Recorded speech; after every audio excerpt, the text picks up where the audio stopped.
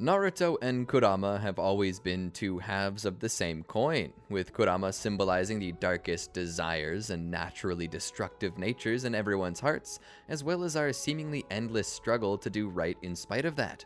Kurama and Naruto have always had one of those relationships, not too unlike Sakuna with Yuji, though I suspect the series took inspiration from Naruto from the start. But to be fair here, the enemy within trope has existed for generations. For as long as man has told stories, there have been stories of people being possessed by something malevolent. Perhaps that's because there really are dark forces out there who wish to steer us to self-destruction. But bringing ourselves back on topic, the question hits my mind. What would happen if Naruto and Kurama switched personalities? Well, that's what we're here to discover today. Sit right back, we're gonna get into it.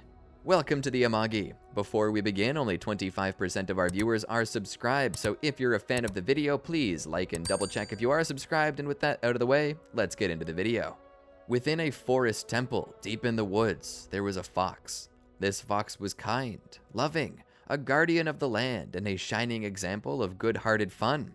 He loved humanity with a passion, just as his father had taught him. A mediator, a judge, a comforter. He gave Kitsune everywhere a good name, and due to the particular swirling pattern of fur on his belly that made him look like a fish cake, the sage had named him Naruto Maki, or just Naruto for short. The fox was huge, massive in most cases. Naturally, he was large, and why wouldn't he be?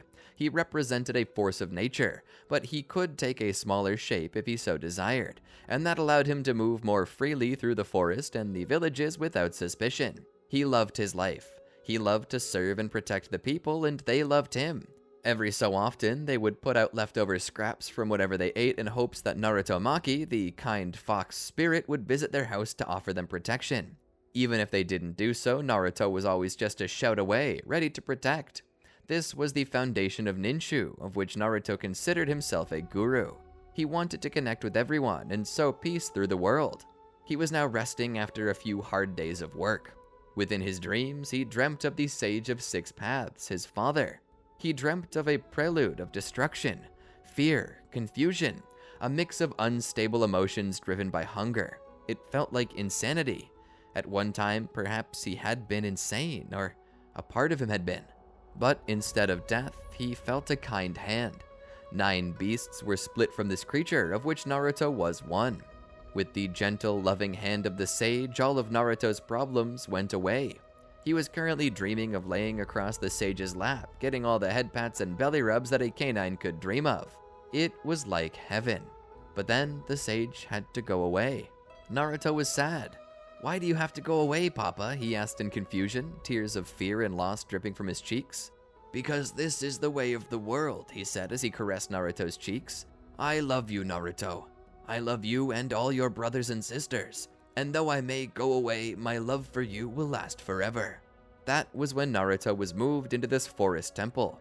For a few months, Naruto lamented the loss of his father, but then he remembered what the sage stood for and decided that he would do what his father had always done to keep the memory fresh.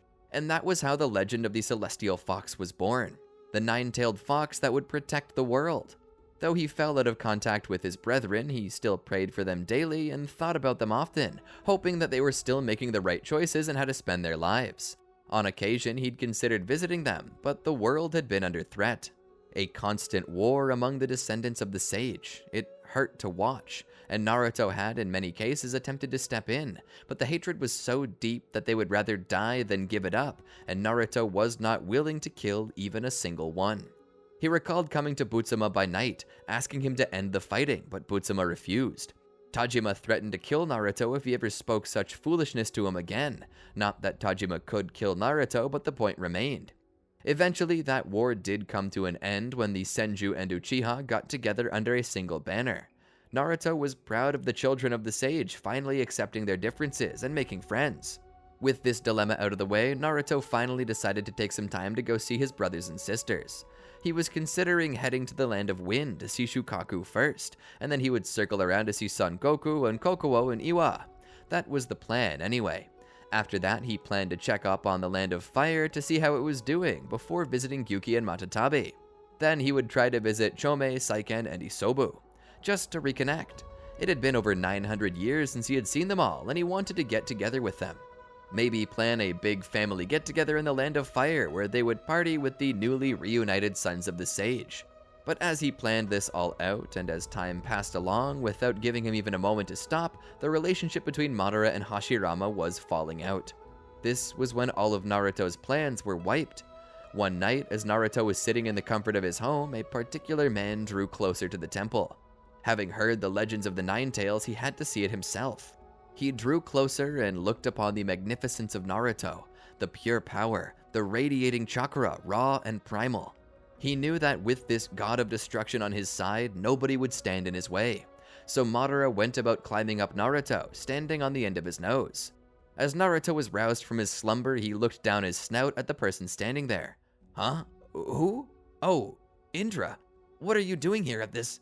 Suddenly, a set of Sharingan began to spin, and Naruto was in a trance. He felt like he was ripped away from the driver's seat and thrown into the back. He was barely lucid, feeling his emotions being released without restraint. He felt Madara standing on his heart with a spade, digging up all the negativity Naruto had compartmentalized and using it to corrupt him. Naruto felt himself once again going insane. Please, no, he begged, but Madara did not hear. He began to move. He slowly walked in the direction of Konoha, the village the two brothers had built together. As he did, he cried out no. He did not wish to destroy this village. He did not wish to be a weapon again. At one point in time, he and all of his kind were weapons of mass destruction against worlds untold. Civilizations, lives, everything lost, all to feed the machine, all to feed greed and the ruin of the natural order. And now, again, with humanity, the same was occurring. Many lives were about to be lost due to Naruto, and deep within his heart, he was crying. Please, don't make me a murderer, Indra. I'm begging you, please. As he drew closer, he was stopped before reaching the village. There, he saw Hashirama Senju waiting for them. A roar and a snarl left his lips. These were not his desire. He wished to cry for help from Hashirama, but all he could do was bark like a rabid animal. The two fought for quite some time, nearly 24 hours straight.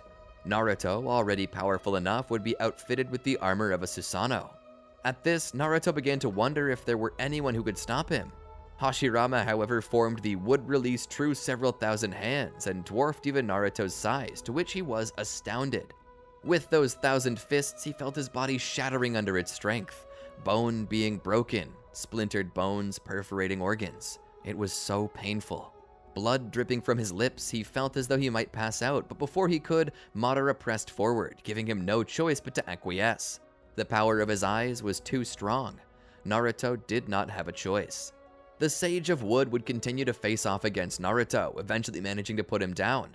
Naruto collapsed. Pummeled so greatly, he felt that he might die. Laying there, he barely had the strength to watch. He fell asleep, the sounds of explosions and fighting being the only things he could hear. And then, silence. Naruto heard silence. Opening his eyes, he saw that Hashirama had killed Madara. A part of Naruto was grateful to have been stopped by Hashirama, but another part of him lamented the death of Indra's current incarnation. This was the path he chose, Naruto said within himself. Naruto saw Hashirama approach him. His clawed hand gently reached out, weakened and barely able to move, as if searching for a companion in his pain. Passing out again, he only awakened when he saw a woman standing there. She was beautiful. Red hair, the color of intense passion, her face stern as stone. He felt his body being dragged through what felt to be the eye of a needle. He wasn't sure what it was, but he felt different now. He was in a prison made of flesh. When Naruto was well enough to awaken, his healing having finally regenerated the damage dealt to him, he could stand. Turning to face the cage's entrance, he slowly approached it. There were bars there. This isn't my temple, he said as he reached out and touched it. He gripped the bars and tried to push the door open, but he wouldn't move. It was locked. He pressed against the bars more. He began to shake and rattle the bars. He was confused. He looked around and saw that there was no other way out. He then rushed into the bars, trying to break his way through via brute force, only to be thrown back, his shoulder being pulled out of socket. Ouch, what the? Popping its dislocated arm back in, he managed to stand once more. He began to form a tailed beast bomb in his mouth and fired it point blank into the bars, only for it to explode and knock him back against the wall. Laying there, knocked silly, trying to regain his senses, he tried to formulate what was going on. Deciding not to panic, he recovered his functions and began to slowly approach the cage's entrance. This place seems familiar to me, but different. Where have I seen this? He sticks his hand through the bars and feels a strange lock on it. He can't see it, but he can feel it. Using only his sense of touch, he begins to draw the shape out in his mind. He feels a circle. Okay, a round lock. A big one. Who put it on and why? He continues to go over it and finds a swirling pattern. Feels like a swirly thing. For a second, Naruto gets lost in his love of swirling things, but then he returns his attention to the lock. He feels Magatama markings. Oh, Magatama. That was kinda Dad's whole thing, wasn't it? As he continues to run his hand around it, trying to think where he's seen something like this before, he remembers. Wait, this is like the Uzumaki cleanse symbol. This is a Fuinjutsu, he says with a smile, proud of himself for figuring it out. Then the smile fades. Wait, this is a Fuinjutsu. Does that mean that... He looks around and then realizes he's inside of a person. I'm sealed away, just like I was when I was that crazy thing. Once more, panic sets in as he begins to hyperventilate and rattle the cage. Let me out. Oh, please, let me out. I'm sorry for whatever I did. I just want to go home. He shook the bars. He tried to remember where he was sealed. He then remembered the red-haired woman with the stern face. She was an Uzumaki. I must be sealed inside of her. He then called out, Hey, lady, can you let me out? I don't want to be stuck in here forever. There was no response. Hey, can you hear me? I said I want to go home now. Still, she didn't say anything. Naruto sat down. She can't hear me. He began trying to tap into her senses to get a good gauge of where they were and what was happening. He was inside of the woman, the wife of Hashirama Senju. Where were they? They were inside of Hashirama's house. He was hearing snippets of a conversation, but what about? Listening in, he heard mention of himself and other tailed beasts. Hashirama stated his intentions to capture the other tailed beasts. Naruto began to rage against the bars. No, don't touch my brothers and sisters. You stay away from them. Suddenly, he saw Hashirama's expression change. What's wrong? He asked his wife. She shook her head. Nothing, just the Ninetails. He's awake and causing a little bit of trouble.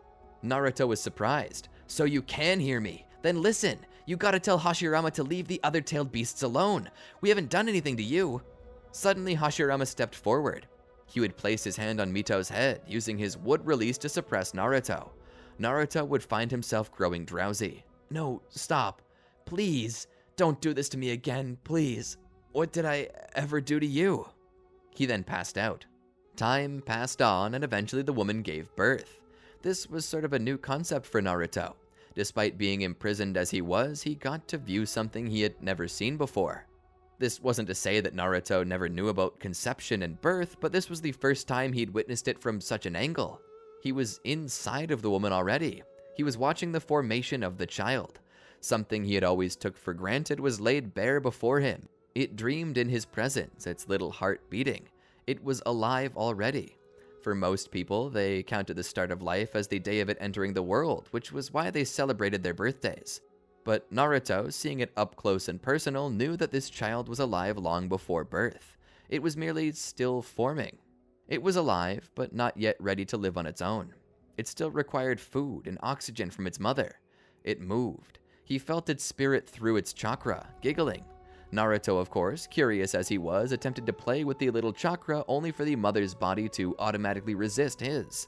Naruto understood that on a subconscious level, Mito's body had formed a hard line never to be crossed, especially by Naruto, and despite his wonder, he respected that line, not crossing it again for the sake of the baby, being content merely to watch its formation. Whispering stories to it, keeping it entertained as it dreamt of what the world might be like beyond the borders of this fleshy wall. To Naruto, this flesh was a prison, but to the child, it was an incubator. Naruto was just happy not to be alone anymore, to have someone to talk to share his life experiences with. Over 900 years of information running through his head, it offered plenty of adventures and gave him the ability to see past his current predicament and remember where he'd come from. And when the baby was born, Naruto was left alone again. As he sat there, thinking about it though, he smiled. One day I too will leave this body and be returned to the world I love. He felt bad though, because it almost felt like he was trying to rush up Mito's life. Naruto, despite what he had gone through, still cared about Mito, and knowing that he was practically immortal could eventually return to his home. He could stand to wait a little while. He could stand to let Mito live her life. Eventually, he watched as she reacted to the eventual death of her husband. Hashirama had gathered all the tailed beasts together in an attempt to prevent a world war, and despite such, he failed. A war erupted and he could not stop it. This was ironic. Naruto believed that if he had been allowed to remain outside of Mito, maybe he would have been able to help Hashirama stop war. A deep part of him, dark and vindictive, craved to say that Hashirama got what he deserved for imprisoning him like this. But the part of Naruto he hoped to foster said that it wasn't so, and that Hashirama's death was tragic. Perhaps he was just hurt and lonely. But years continued to pass by, and Mito grew older, grew weaker. Naruto looked up at the chakra above him, knowing that her time was coming. He let out a sigh. Well, I guess I'll be free soon enough, he thought to himself, careful not to say anything out loud. He wasn't so cruel as to inform an old woman of her impending doom. How insufferable. No, he at least wanted her to be comfortable. Naruto would sit there silently and wait.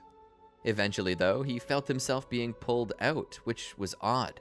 The gate was flung open and a hand made of chakra gripped him by the neck and pulled him.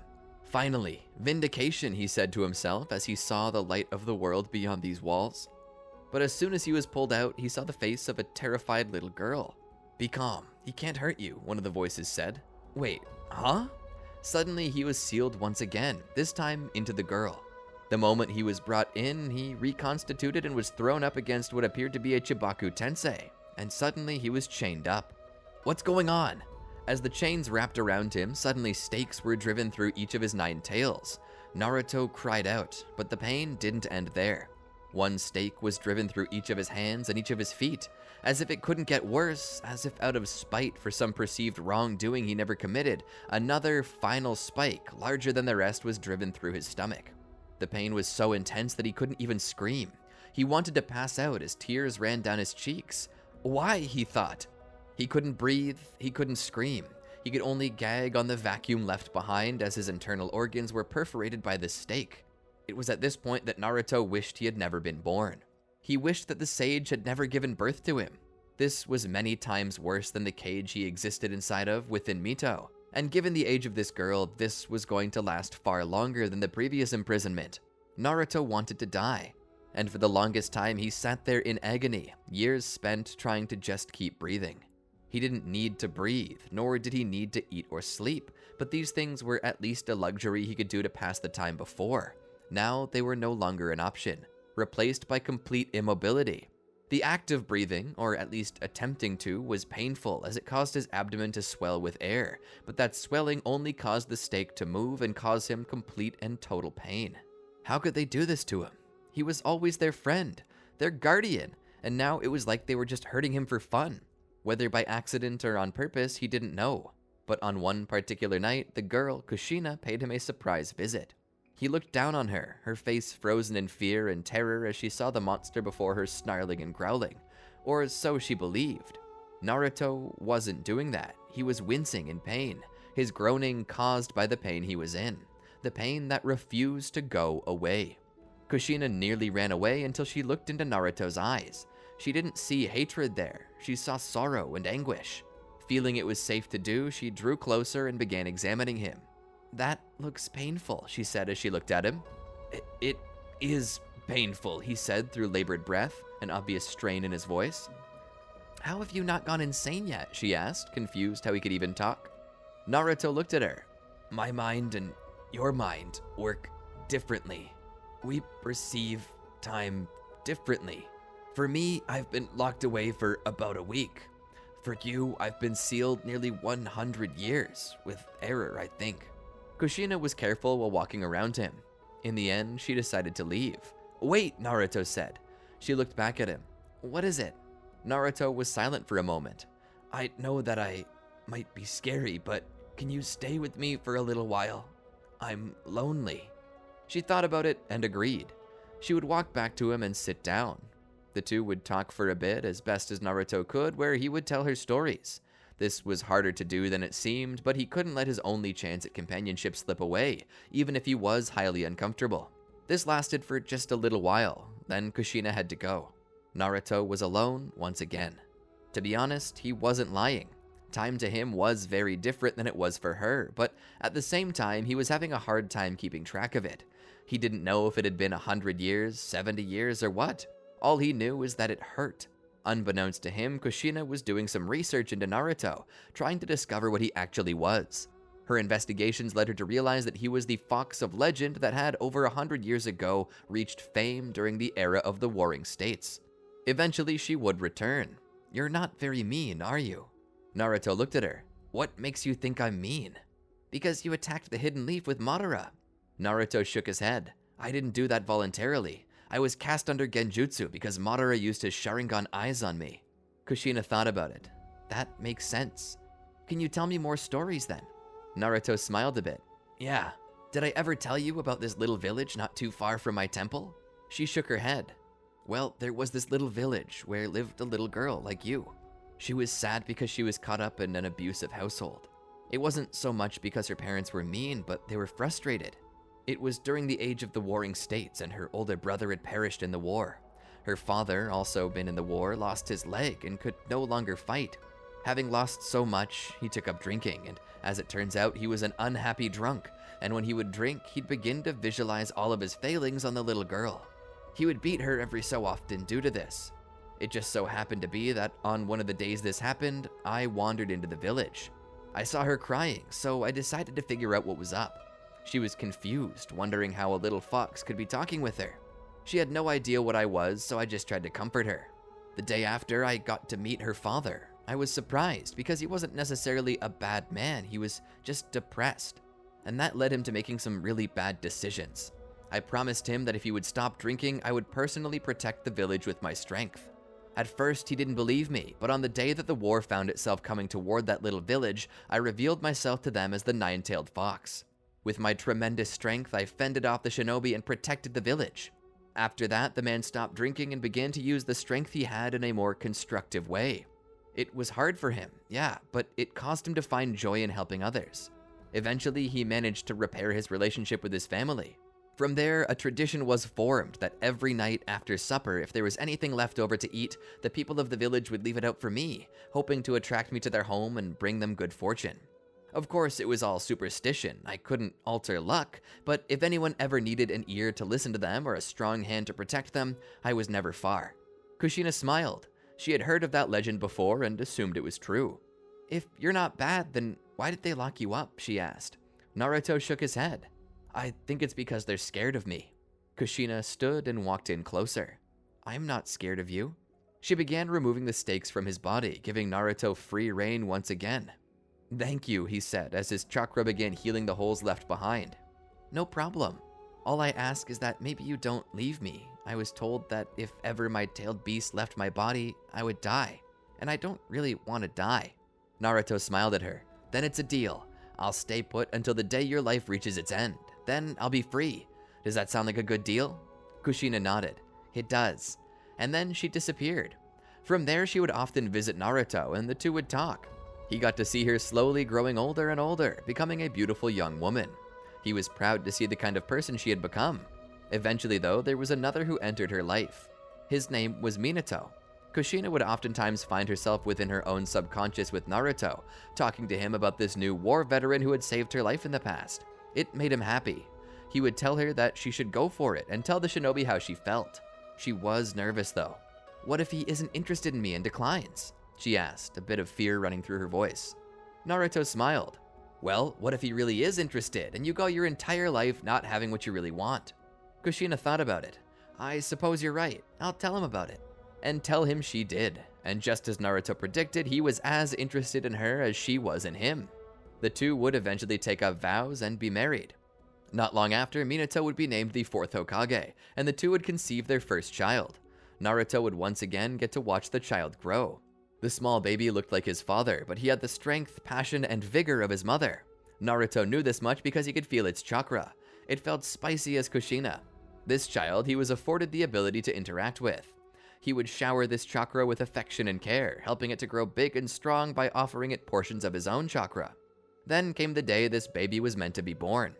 Normally on such an occasion, as it was during Mito's time, Naruto would be locked up tight, as giving birth weakened the seal on the tailed beast. But considering that there wasn't a seal on Naruto anymore, he was free to do as he pleased. He would offer Kushina his chakra as she gave birth to the baby. Once it was born, Minato and Kushina began to discuss what to name it. They settled on naming it Kurama. The reason, Kushina said, was to partly honor Naruto, in that Naruto was the nine-tailed fox and they wanted to name their son the Nine Lama, which was to say a guru. Besides that, the name matched his mother's in a way. As she was Kushina, her child's name was Kurama. But for some reason, the room was filled with sorrow.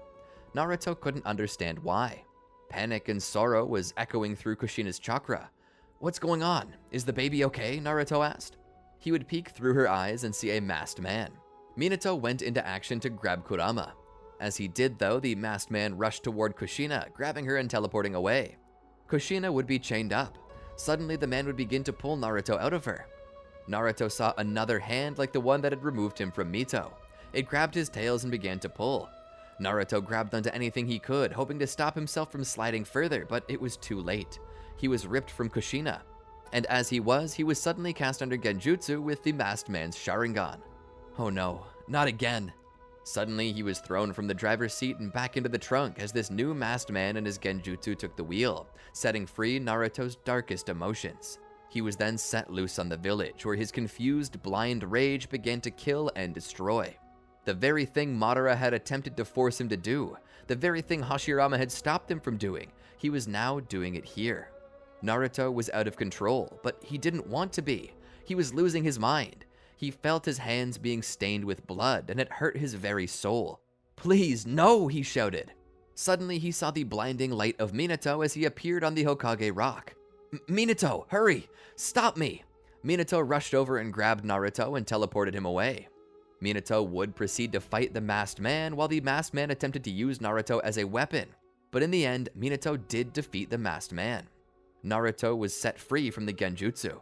He would come to rest. "What have I done?" he asked in a voice trembling with emotion. "You didn't do anything," Minato said. "That was the masked man who forced you. You're not guilty of anything." Naruto then looked up.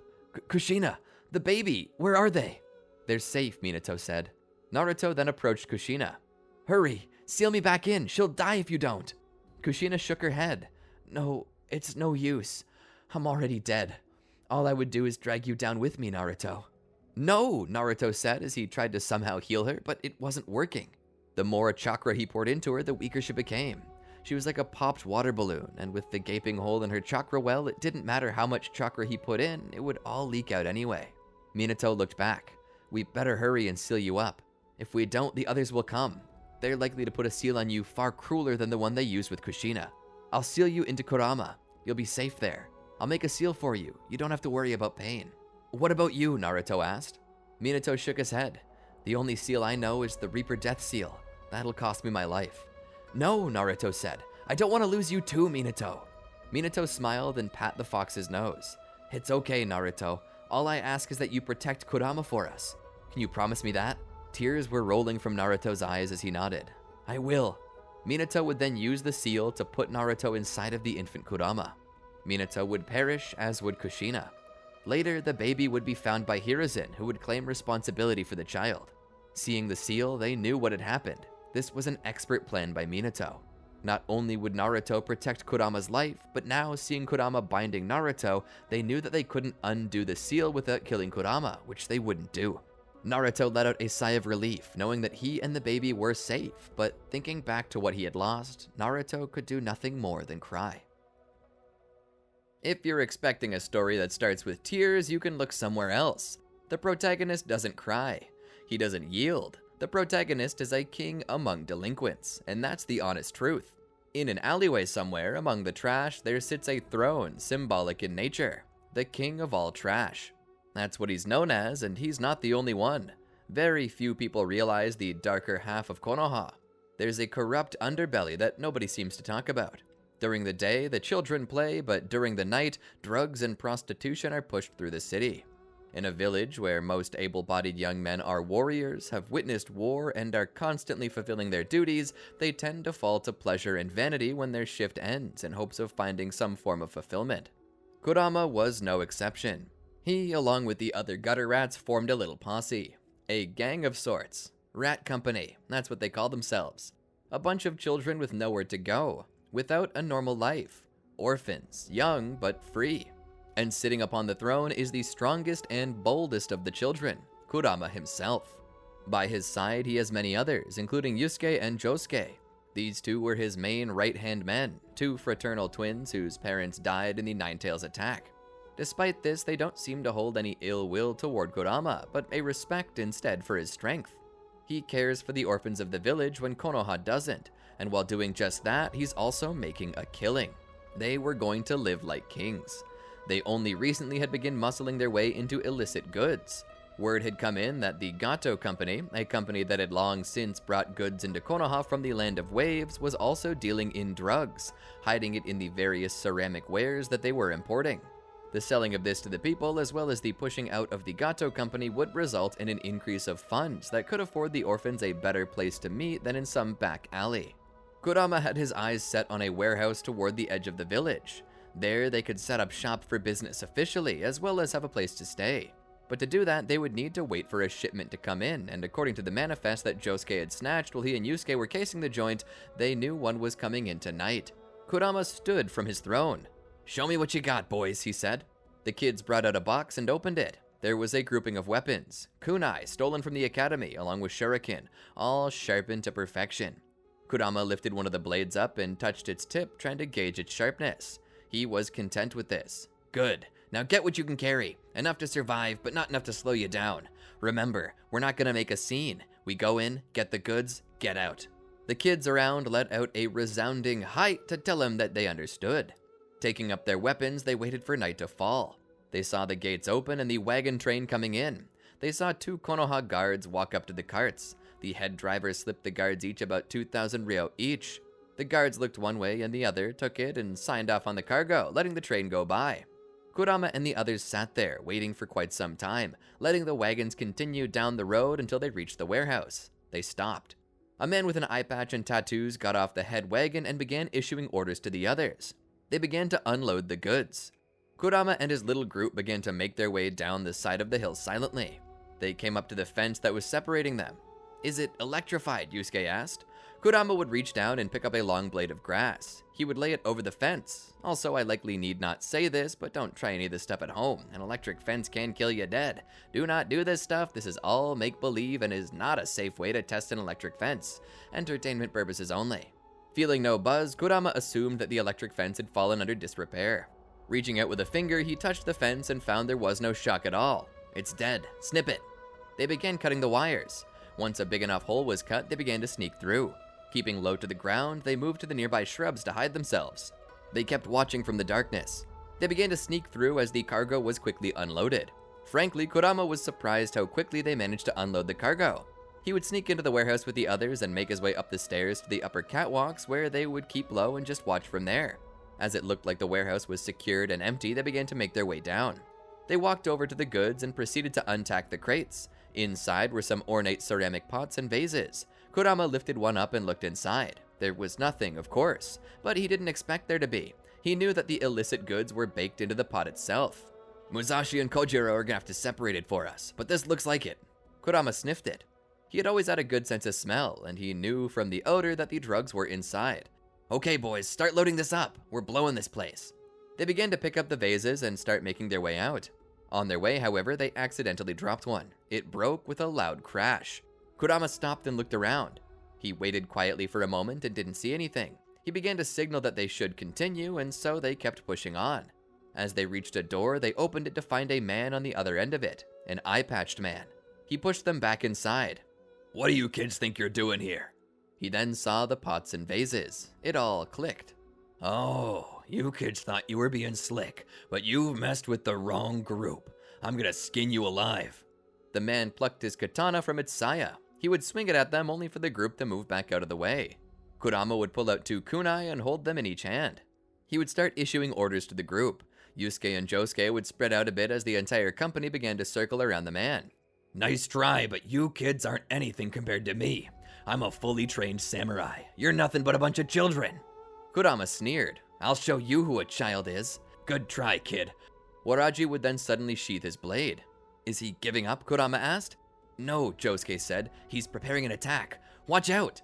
Suddenly, Waraji dashed forward at Kurama, unsheathing his blade once again to strike him. Kurama would catch the blade with his kunai, but the force of the strike would send him flying back, landing on his side. As he reached for his kunai, Waraji drew closer. Josuke and Yusuke would attempt to cover for their leader by throwing shuriken as well. Waraji jumped back to avoid the shuriken. As this happened, Waraji would turn and swing his blade in the direction of Josuke and Yusuke. The two boys fell back as shallow wounds opened on their bodies. Kurama stood. "I've had enough of this." He began to fold his hands in various signs to perform a ninjutsu. Waraji would begin moving his blade in various kata, creating a vortex of wind. Kurama would begin to blow his flames toward Waraji. To be honest, Waraji was surprised. Tended to be that people off the street, unless taught, didn't know many jutsu, especially at this young age. But this boy did. He knew a fire-style ninjutsu and was proficient enough in it for Waraji to be struggling a bit.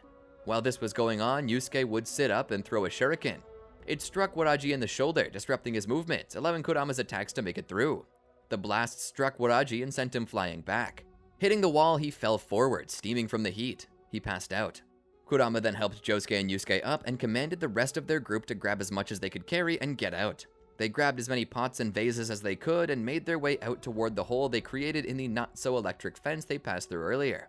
Making it back to their base in the trashed alleyway, they set the vases down carefully. The boys and girls of the group let out a hoot and a laugh at how close they were to being killed. But as Kurama sat down on his throne again, he declared that this wasn't the end of their escapades. They would continue to do this, taking more from the Gato company and reselling it on the market with a slight markup. As they predicted, the monies started rolling in. Shinobi who were a bit more addicted to these substances than previously believed were willing to pay at least double for it just to get another fix. With their pockets being lined, they were on easy street. They weren't able to buy off that warehouse that they wanted, but they were able to rent a storefront that they left closed. All they wanted was a storage space and the upstairs home. Everything was going according to plan. They kept this up. It wasn't a one-time deal. When they ran out of cash or items, they would once again raid the warehouse. It was a humiliating time for the Gato family, to be outdone by a bunch of street urchins. Gato was not pleased at all. He sat in his fairly ornate office in the Land of Waves, sending for a particular mercenary. Haku would enter the room. "You sent for me?" he asked. Gato offered him a seat, which Haku declined. Gato began. "There's a group of kids in Konoha who think they can play with the big boys. I need you to go and set them straight." "What are they doing?" Haku asked. Gato then began to explain the situation.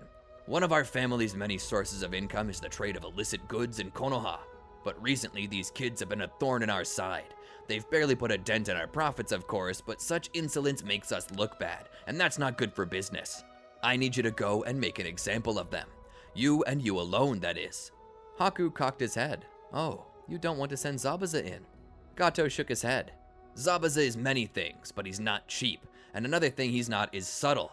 Considering that we're going into Konoha, the element of surprise is our ally. I need someone whose face has yet to end up in the upper echelons of the bingo book, so you'd be perfect for this job." Haku nodded. "When should I head out?" he asked. Gato pulled up a calendar. "Soon. This village will be hosting something called the Chunin Exams. It's a sports festival used to determine if genin from hidden villages all over the world are truly ready to ascend to the next rank. It's often used like a military parade, where various villages display their true strength for the world to see. You, being young as you are, and skilled I would say, would fit in perfectly. You'll don Kirigakure markings and enter the village through the front gate. There you'll search for these children, and when you find them, make an example of them. Something very public, something very painful, something very fatal." Haku understood. "And what will be the compensation for my time?" Gato smiled. "In the past month or so, the group of children has cost me 5 million ryo. Take them out for me and I'll pay you the same as they cost me." Haku smiled. "It sounds like a deal." As the days passed, Kurama was able to get himself some better clothes to wear, and even bought himself a knife with his name engraved on the side. He was starting to feel like a real menace, like a true head of an organized crime syndicate. Currently, they were flying under the radar, but soon the whole world would know their name. As he walked down the road, the many store owners attempted to avoid eye contact. But the moment he entered any of their establishments, they would smile and offer him the best services they could provide. They, at one time, had been hostile towards him, treating him like a demon. He decided that if he was going to be a demon, he should at least be well respected and feared as a demon. It was through this that he decided to create his own syndicate. He found his other castouts and misfits and promised them a life beyond measure if they would follow him, and so far not a single one of them seemed to hate their current position. While their name had gained some notoriety, it afforded them respect. Business owners knew that if they didn't cooperate, they would be targeted for attack. That led Kurama to a new business idea he was hoping to institute. With the startup he received, he was beginning to become a necessary evil in Konoha that most shinobi turned a blind eye to. They needed him. They knew that without him, they would only suffer the throes of withdrawal. His territory was expanding, and now he was thinking he was ready to start taking out taxes on the people who lived there. This was the next step: insurance. As shops were robbed by bums and thieves, Kurama's group would find the culprit and make them pay out their nose. Vandals would never touch the place again, and for a small bi-weekly tribute. And if they didn't pay, well, there would be some thefts and vandalism, particularly from Rat Company. With each passing day, their notoriety and power seemed to grow, and that meant at times even non-orphans would join their group. There were many reasons why. Perhaps they were in a bad household, maybe they suffered abuse, maybe they just needed companionship. Regardless, their gang was growing to the point that Kurama began to believe that their little storefront wouldn't hold them for long. They needed to make some changes, fast. They were growing so large that their current activities couldn't sustain them. They needed something new. That's why he was thinking of promoting some of the OGs like Yusuke and Josuke to captain and allowing them to make branches. The reason why these thoughts were in Kurama's mind were because of how close the Chunin exams were. They would soon enter Konoha, and with it there would be an explosion of tourism. This was their golden opportunity, their chance to make a killing, to become rich, to have all the pleasures life could offer them at their fingers. This is why he called for a meeting. Upon returning to the old building, Kurama would address all those who were members of Rat Company. As you know, our recent successes have been very lucrative. We've been making a bunch of money, and our notoriety has increased to the point that we're getting new members joining every day. This is a blessing to us that we should be grateful for, but it's also an ultimatum. We can't continue to run things the way we once did. We need to grow and expand. If we continue to do the things we've always done, we'll fall apart. That's why I'm happy to announce that we're going to be branching out. I'm going to be naming some new captains for our little group, who will function directly under me, and will be in direct control of their own pieces of territory, as well as their own business responsibilities. I will now name the new captains and their family functions. Kurama turned to his friends. Josuke, you'll be in control of collecting and processing goods we take from Gato. Musashi and Kojiro will be directly under you. He then turned to Yusuke. Yusuke will be over HR. His group will not only find suitable places for Josuke's group to set up shop to sell the goods we've collected, but they'll also be in charge of recruitment and personal housing. Then we have Butch. He turned to a rather burly kid. The strongest of us all, you'll be Enforcer. Your entire job is to collect debts. This means every other week you go to the various stores in our area and collect the tribute. If they don't pay, you're free to show them why they should. In the coming days, we'll issue directives to show which branch all of us will be under. What about you, Kurama? Josuke asked. Are you gonna have a branch? Kurama turned and nodded with a bit of a smile. There's something else I've been cooking up. And what's that? Yusuke asked. Kurama smiled. I was gonna wait until we were truly ready, but very soon we're gonna be open to handing out loans to people who are denied by the banks. Desperate people who will turn to anyone to get what they need. But we're not quite ready for that. We still need more funding. While it's important to grow and expand, we need to be careful not to expand too much or we'll spread ourselves thin. When we come into our own, then my personal branch will start work. Until then, I'm here to help everyone get settled into their roles and work out systems. The entire company began to let out a large hooray. But this was a more dangerous time for the group than they could imagine, as this was when problems began to become apparent. During one meeting, after they had adequately divided up the company into the 4 branches, Josuke would ask the obvious question. What are we gonna do when Gato decides he doesn't want us cutting into his profits anymore? Kurama sat there and thought about it for a moment. Josuke continued. They're not gonna let us steal their stuff forever. We need our own source. We need people who know how to get and or make this stuff. Butch then cut in. Not to mention that we're not the only organizations in this town. Oftentimes my crew's having to follow Josuke and Yusuke's crew around just to make sure they don't get jumped. And on the occasions that they do, we don't have the strength to handle it. Despite how tough we are, we don't have the strength to fend off well-trained fighters. We're just kids after all. And don't forget about the plants, Yusuke said. We're getting new members every day, but we're having to call them out a bit. Some of our recruits are actually spies for other organizations. Even one of them was an undercover genin for Konoha, meaning now the authorities are starting to get in our tail. Kurama hadn't expected this to get so hard so fast. Had they become overly ambitious? Were they really going to collapse under their own weight? Kurama shook free of these thoughts and spoke. I know these are issues, but we need to focus. The Chunin exams are going to be starting in a few days, and when they do, they'll offer us a chance to expand. So what I need right now is a large raid. We need to get as much stuff as possible. We need to plan the biggest bust we've ever planned. Doing so will only cause us to get targeted more, Yusuke said. Kurama nodded. Yeah, but it'll also bring in a massive haul. And with Butch collecting the tribute, we might be able to afford real muscle, and even our own cook. Then we don't have to rely on Gato anymore. Yusuke sat there quietly for a moment. It's gonna be dangerous, he said. Kurama nodded. Indeed, but business is full of risk. If we want the biscuit, we're gonna have to risk it. Are you guys with me? Yusuke, Josuke, and Butch all looked to each other and let out a nod. Good, we begin preparations tomorrow. Kurama began to lead them out of their little storefront, but as they entered the lower half of the store, a chill entered the air. Wow, did our AC unit go bonkers on us? Someone get it back up to room temperature. Butch walked over and began pushing buttons. Nothing was happening. The temperature wouldn't increase. I guess we're gonna have to call a repairman tomorrow. It's a good thing it's summertime. If it were winter, we'd all freeze to death. Butch then went to open the door. When he did though, a pair of senbon struck him in the neck. Kurama, Josuke, and Yusuke all saw it and took cover behind the store shelves. They didn't see anyone. Yusuke called out in a whisper, Butch! Butch! There was no response. I really hope he's not dead, Yusuke said. Josuke then spoke. Either way, we're on our own. We need to look out for us now. Who could be attacking? Kurama peeked around the corner. Has to be Gato. Only he would send someone with such skill. For a moment, Kurama thought he saw something, a disturbance in the air, but he wasn't sure. He pointed around to the other side of the aisle. They began to look, and when they did, they saw what could only be described as a perfectly clear, glass-like figure moving closer to Butch. It knelt down and retrieved the senbon, which themselves then disappeared into a glass-like structure. What are we dealing with? Yusuke asked. Kurama wasn't entirely sure. This has gotta be a jutsu, he said. As they peeked around the corner, the figure stopped moving. Suddenly, two near-invisible senbon rushed through the air at them. The crew just barely avoided them. Kurama himself ended up getting cut across the cheek by one of the senbon.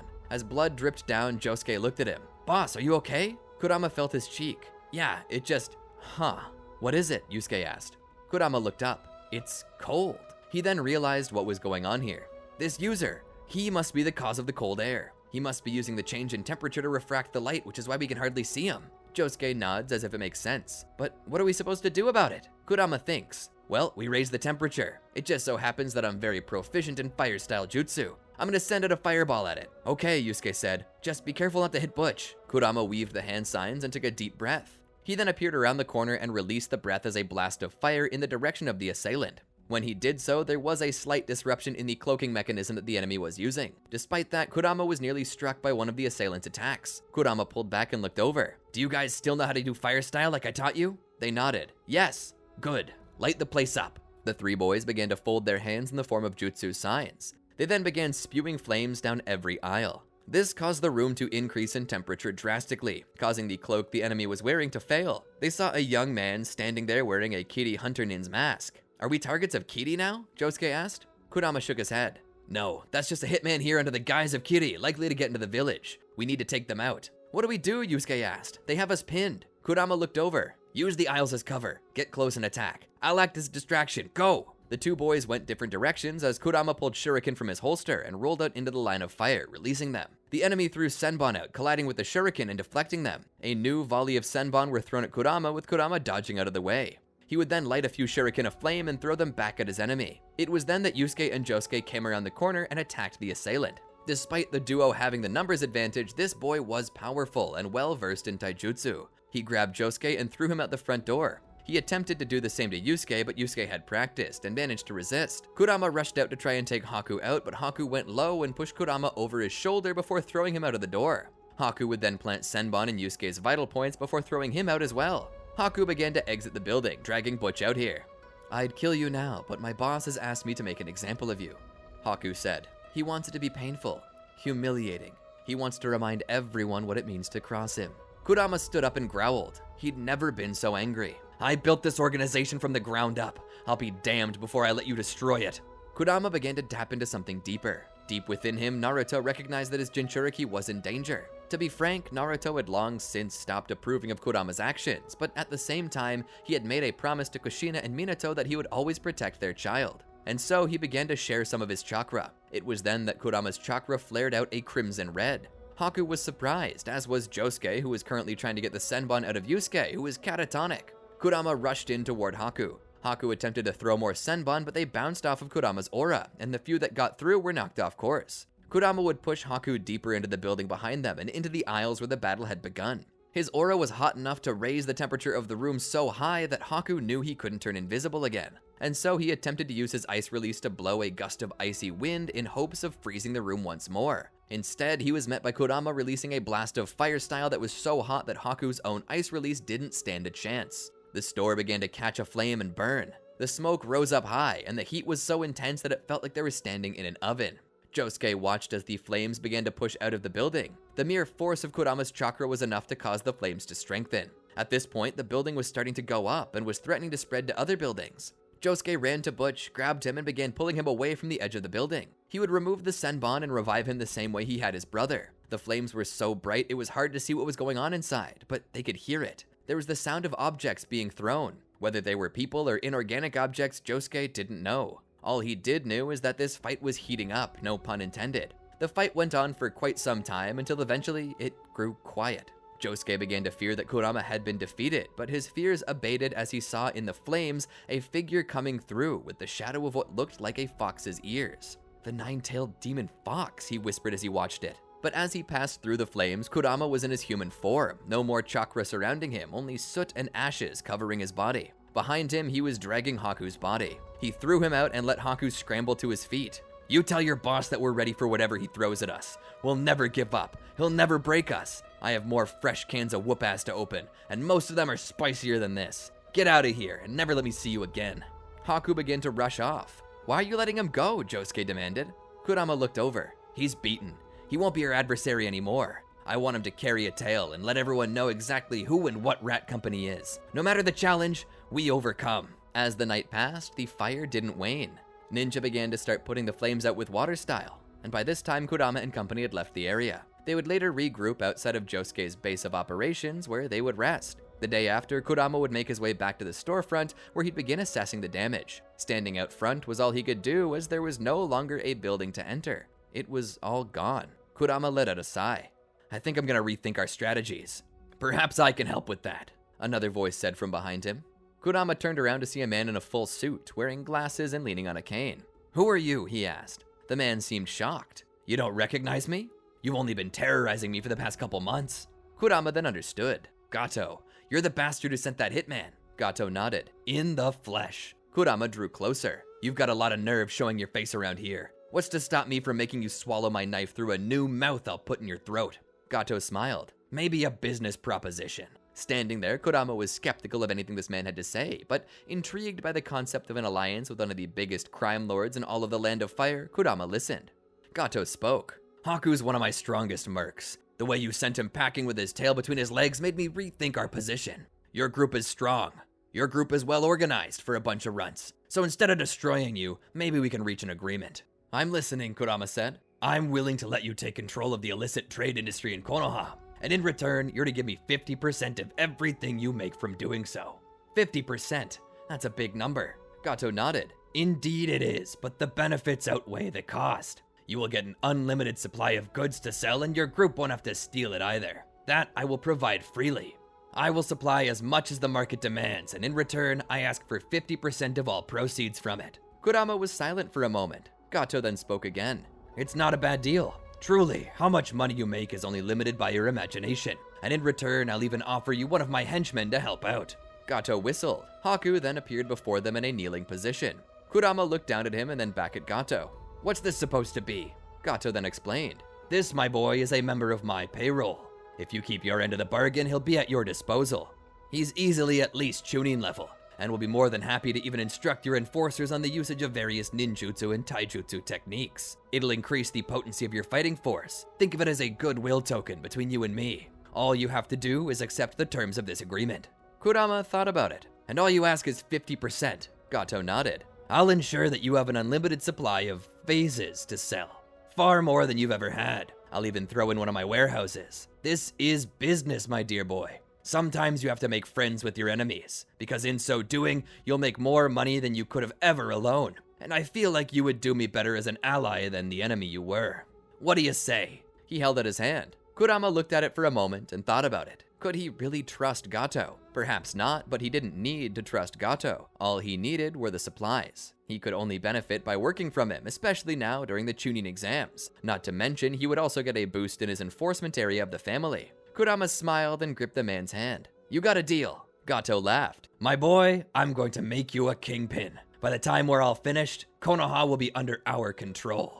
They moved into the warehouse fairly quickly. With the resources offered by Gato's syndicate, they were easily able to keep afloat and even began putting out loans for people who needed it. And as the Chunin exams wrapped up, the people were subjected to a terrorist attack. It seemed that Orochimaru, an old missing nin, had reared his ugly head, seeking revenge. Despite the tragic nature of the situation, Kurama couldn't help but see opportunity in everything. He would begin helping to rebuild, offering loans to those who had lost their businesses. Konoha was struggling to keep up, with people's livelihoods at risk. They didn't have time to wait, and that was where Kurama and his men stepped in. With a little extra funding from Gato's group, they were able to start issuing loans. The Rat Company crime family had basically become a branch of Gato's syndicate, and this wasn't entirely a bad thing. While they may have not been entirely their own group anymore, they were still Rat Company, but now they were shaping into some real Yakuza. Things were going good, but the one thing Kurama hadn't expected was that there would be repercussions to opening that door for Naruto's power. Naruto was now capable of reaching out to his subconscious. Kurama had broken down that wall, and in return, Naruto was now free to speak with him. Every night as he tried to sleep, Naruto called out, "You know this isn't what you're destined to do." Kurama shook his head. "No, you don't get to decide that. I'm on the path I'm presented, and I'm dominating." Naruto told him no. "I knew your parents. They wouldn't want this for you. If they wanted anything more, they would have been there for me," Kurama shouted. "Your parents died protecting you, protecting the village." Kurama would hear this and scoff. "Seems to me like the village is more important to them than me. If that's how it is, then so be it. I'll take their precious village and make it my own. Consider it compensation for the way this village treated me." Naruto sighed. "This is not how I expected Ashura to react." "I believe in Konoha. Konoha is where I learned my trade. It's where I learned to become a medical nin. It's where I met the love of my life. His name was Sasuke Uchiha. He was a Konoha shinobi like me. On that day 3 years ago, when Orochimaru destroyed Konoha, my Sasuke was taken from me. Taken from the village. He left. One might say of his own accord, but I know better. He's driven by his rage. He's a victim of circumstance. And now, a strange man is or already has taken his body. No doubt Sasuke will resist, but we're talking about Orochimaru. What can he do? I spoke with the Konoha Council. I brought this before the heads of our village's shinobi system. They said that there was nothing to be done. They labeled him a missing nin and put a price on his head. The village seems to be more interested in killing Sasuke. So now I come to you, the great Kurama Uzumaki.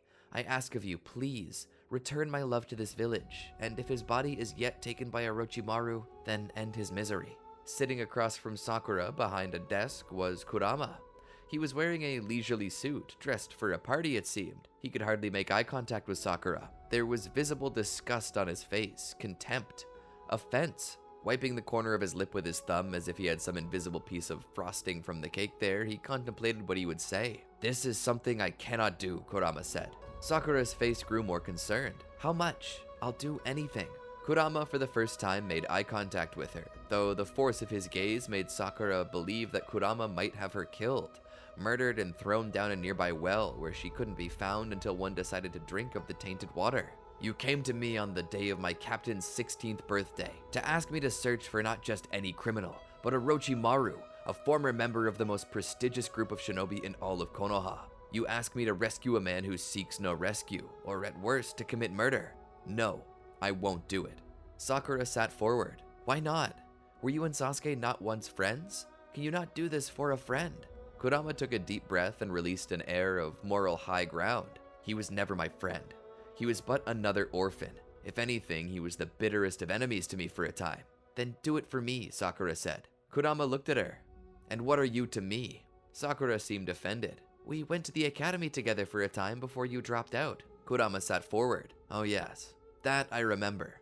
I remember going to the academy with you. I remember being the butt of everyone's jokes and hearing your obnoxious laugh from across the room. I remember you watching me walk alone and turning away, and now you dare come to me and try to get me act out of the kindness of my heart toward one who never considered me a friend." He sat back and kicked his feet up on the table. His feet were shod in expensive loafers made from calfskin leather. Sakura stood. "But I am your friend Kurama." Kurama looked at her. "The only thing I was to you was the dirty trash across the room. Of course, you were popular, a pretty girl. What use could you have for someone like me? I get it, I was a troublemaker, but you do me disrespect.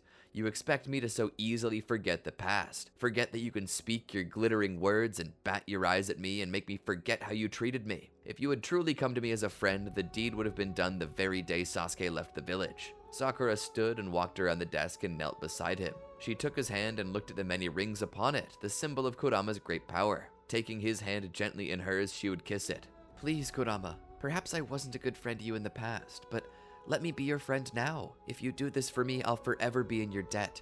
You call and I'll come running. Nothing you can ask of me will be beyond what I'm willing to give. If I have the power to give it to you, I gladly will. If ever you're in trouble, if ever you're in need, you can ask of me, and I'll happily provide." She kissed his hand again with great passion. Kurama took a deep breath. He rose to his feet. At one time, this girl had been his greatest crush. And to what bittersweet sorrow should he now serve her by finding the man who had everything he once desired? How bitter indeed, to know that, despite her words to him, they were lies. There was one thing he could ask for that she could never provide, despite how much she insisted, and that thing was her heart. He helped her stand and walked around the desk with her, holding her hand in his as if this were the start of some intricate dance the two were to perform. He walked her toward the door and stopped. "Fair. I'll do of you as you ask. I'll find your beloved and return him safely to you. And in exchange, you owe me this favor. I may never call upon it, but when I do, I expect you to deliver. But for now, consider this act a gift to you on this, my right-hand man's birthday. Come, let us enjoy the festivities." Kurama walked out of the room with her and out into the back. Behind his back were the French doors that attached to a rather large mansion. This was his reward, the reward he shared with his men. Through their hard work and the blessing that was Gato's illicit trade organization, they had bought this mansion. This mansion was the culmination of Kurama's dealings in Konoha. It had been Kurama alone who had rebuilt this very village when Orochimaru had torn it apart in an effort to seek vengeance. And now the debts were settled, the village restored. Kurama could rest in the arms of excess, a self-made man.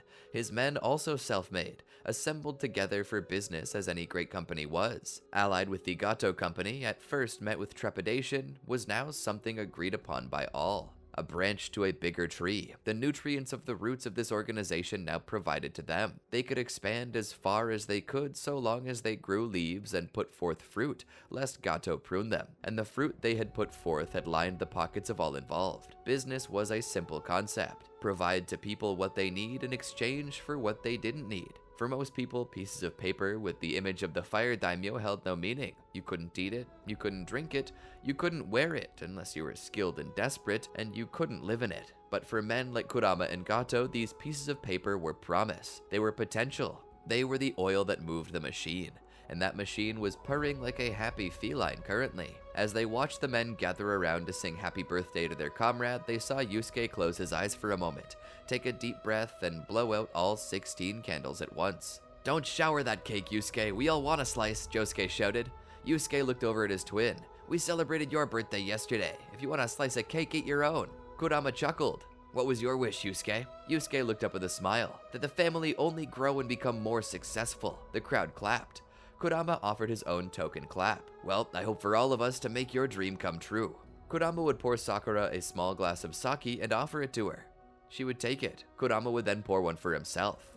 He would raise it up. "To love, to justice, and a good business." She would raise her glass as well and toast with Kurama before drinking it down. As the party drew to a close, Kurama allowed the men to do as they pleased and party as they wanted. Tomorrow, it was back to business. The reason Sakura had come to Kurama was obvious. The shinobi of Konoha could not find Sasuke. If they could have, they would have by now. But the truth was obvious to Kurama as the sky was blue. He was a member of the underground organizations. With his power, influence, and knowledge of how things worked, he could easily find Orochimaru. Orochimaru was not an island to himself. As much as any man wanted to claim he was self-made, the truth was that nobody in the world could live without the influence of others. Resources had to be procured, and Orochimaru had neither the time nor ability to procure these things on his own, so he must rely upon others. By this point, the Hidden Sound village had all but been raided by Konoha and Suna, the latter eventually switching sides to team up with Konoha after their own Kage had been found assassinated at the hands of one they trusted, to help bring them honor and glory to their village. Orochimaru had long since disappeared, leaving behind whatever facade he called a village, its purpose now having run its course. Coming through the steam and the fog, past the various store owners who shivered at his sight, Kurama made his way to Gato's office, where he would kneel before the man he now called boss. Once bitter enemies, now stalwart allies, Kurama spoke. "I request the aid of one of your mercenaries in a project of mine. Speak, my godson. Tell me it is what you desire of me." Kurama would stand and look out the window as one of Gato's men provided him with a glass of sake. Kurama took it and sipped it conservatively as he gazed out at the docks. "I would like to request the aid of your greatest mercenary, Zabuza." Gato turned to face Kurama, not yet risen from his seat. "Oh, is Haku not enough? Haku is a great boon to us. Through his tutelage, most of my men have grown to be as powerful as I, and due to this, we're unmatched by anything in the village save its Jonin. However, I feel that even that might not be enough when pitted against the might of Orochimaru's men." "Orochimaru?" Gato questioned. "What do you want with Orochimaru?" Kurama continued to gaze out the window to the waters that separated this island village from the main portion of the Land of Fire. He shot back the rest of his sake so as not to distract him. "I received a request from an old friend of mine." "An old friend? I was unaware you had those," Gato said. Kurama cracked a bit of a smile before continuing on. "She requested that I retrieve a man that she held dear, a man who had abandoned the land of his birth for the sake of vengeance, something she fears he'll never attain on this path." Gato was silent for a moment. "She? Is this an old flame of yours?" Kurama didn't speak. Gato smiled. "Ah, unrequited love. How torturous. What did this woman offer you in return for bringing this man back?" Kurama sat down his glass and turned to face Gato. "She offered me anything I desire, but it was a lie. She can never give you what you truly desire. The man you're rescuing is her lover, isn't it?" Kurama's expression didn't change at all. "You're a man of insight. I suppose an empire like this could not be founded by anyone less than you." Gato crossed his legs as he clasped his fingers. His hair was already gray by this time, well on its way to turning the color of snow. "But what will the family gain from this? This would be family resources put to a project. The family surely must see gain. So tell me, what will we get in return?" Kurama looked down. "This is more of a personal project. A favor." Gato took a deep breath and sighed. "This isn't good business, son. I can't give up resources and see nothing in return, and nor should you. This woman may be special, but unless she offers a fine reward, it's useless to us." Kurama nodded in agreement. "I understand. I'll be willing to pay for it out of my own pocket. On this day, here and now, I'd like to purchase a service from our own family on behalf of Sakura." Gato began to chuckle. "And what is it you wish to buy from us then?" "I wish to purchase the use of our greatest mercenary, Zabuza, as well as information on where Orochimaru might be hiding." Gato sat there and looked Kurama up and down. "You know, when I first met you, you couldn't have been more than 3.5 feet tall. And now you're well over 5 feet. You've grown into a strong man. You've become strong in body, also strong in mind. I must admit, since you've come under my employ, business in Konoha has never been better. The village and its resources have helped me further expand my influence. I might as well be the 6th Kage at this point." Gato stood with the aid of his cane. He stepped forward toward the window and looked out over the docks with Kurama. "This has expanded, and it's in no small thanks to you, my boy." He turned to face Kurama. "Consider your request granted. Take it as a gift of gratitude from me to you. Zabuza is at your disposal, as are the spies in my employ." Kurama was speechless. He knelt down once more and kissed the hand of the man who had helped him make him who he was today. "Thank you, boss. Stand, my child. You're as much a boss of this organization as I. There is none other I see fit to be my right-hand man. Your business sense is impeccable, your loyalty unshakable. You have become to me like a son, a godson to me. If one day I'm called home by the good Lord, this empire becomes yours. Your desires are my desires. Go and find this young man for the sake of your old flame, and sleep well at night knowing that you have friends in this world who would do anything for you." "Thank you, my godfather." Kurama returned to Konoha and kept feelers out for Sasuke's location. It was then that a report came in. You see, Orochimaru always was and always would be the most curious and morally questionable scientist that ever existed. His need to know everything was insatiable. He was a lion of knowledge, a bear of information. He was the equivalent of an invasive species to academia, in that he moved in and seemed to destroy the ecosystem from which so many scientists relied to form their hypotheses. He had discovered so many new things about nature that were he not evil, he would have won the Nobel Peace Prize. It was tragic. For someone with such potential, he squandered it all on selfish desire, forever tainting the studies he made by attaching his dirty and bloody name to some of the greatest innovations known to mankind. But this was to be his downfall soon. Despite acting as an evolved being, standing above all others who dared to call themselves intellectual, he was too enslaved to his own nature, continuing to be the primal scientist he always was. This meant he was going to be working still, and to do his work, he needed very particular items, and to get those, he would need to buy them. Of course, there were many trying under different circumstances to buy these, but someone like Orochimaru would never purchase under conventional means. They would primarily and exclusively be through underground black markets, and these markets were owned by Kurama. Across the world, so long as someone desired something for evil or illegal purposes, they had to come to these markets. And while the world was filled with homemade evil genius, seeking to make their own nuclear weapons or chemical and biological hazards, there were few who seemed to need everything for anything. It was by searching for those who had a wide scope of purchases that Kurama pinned down a possible location in the Land of Grass. He would send out some of his men to scout.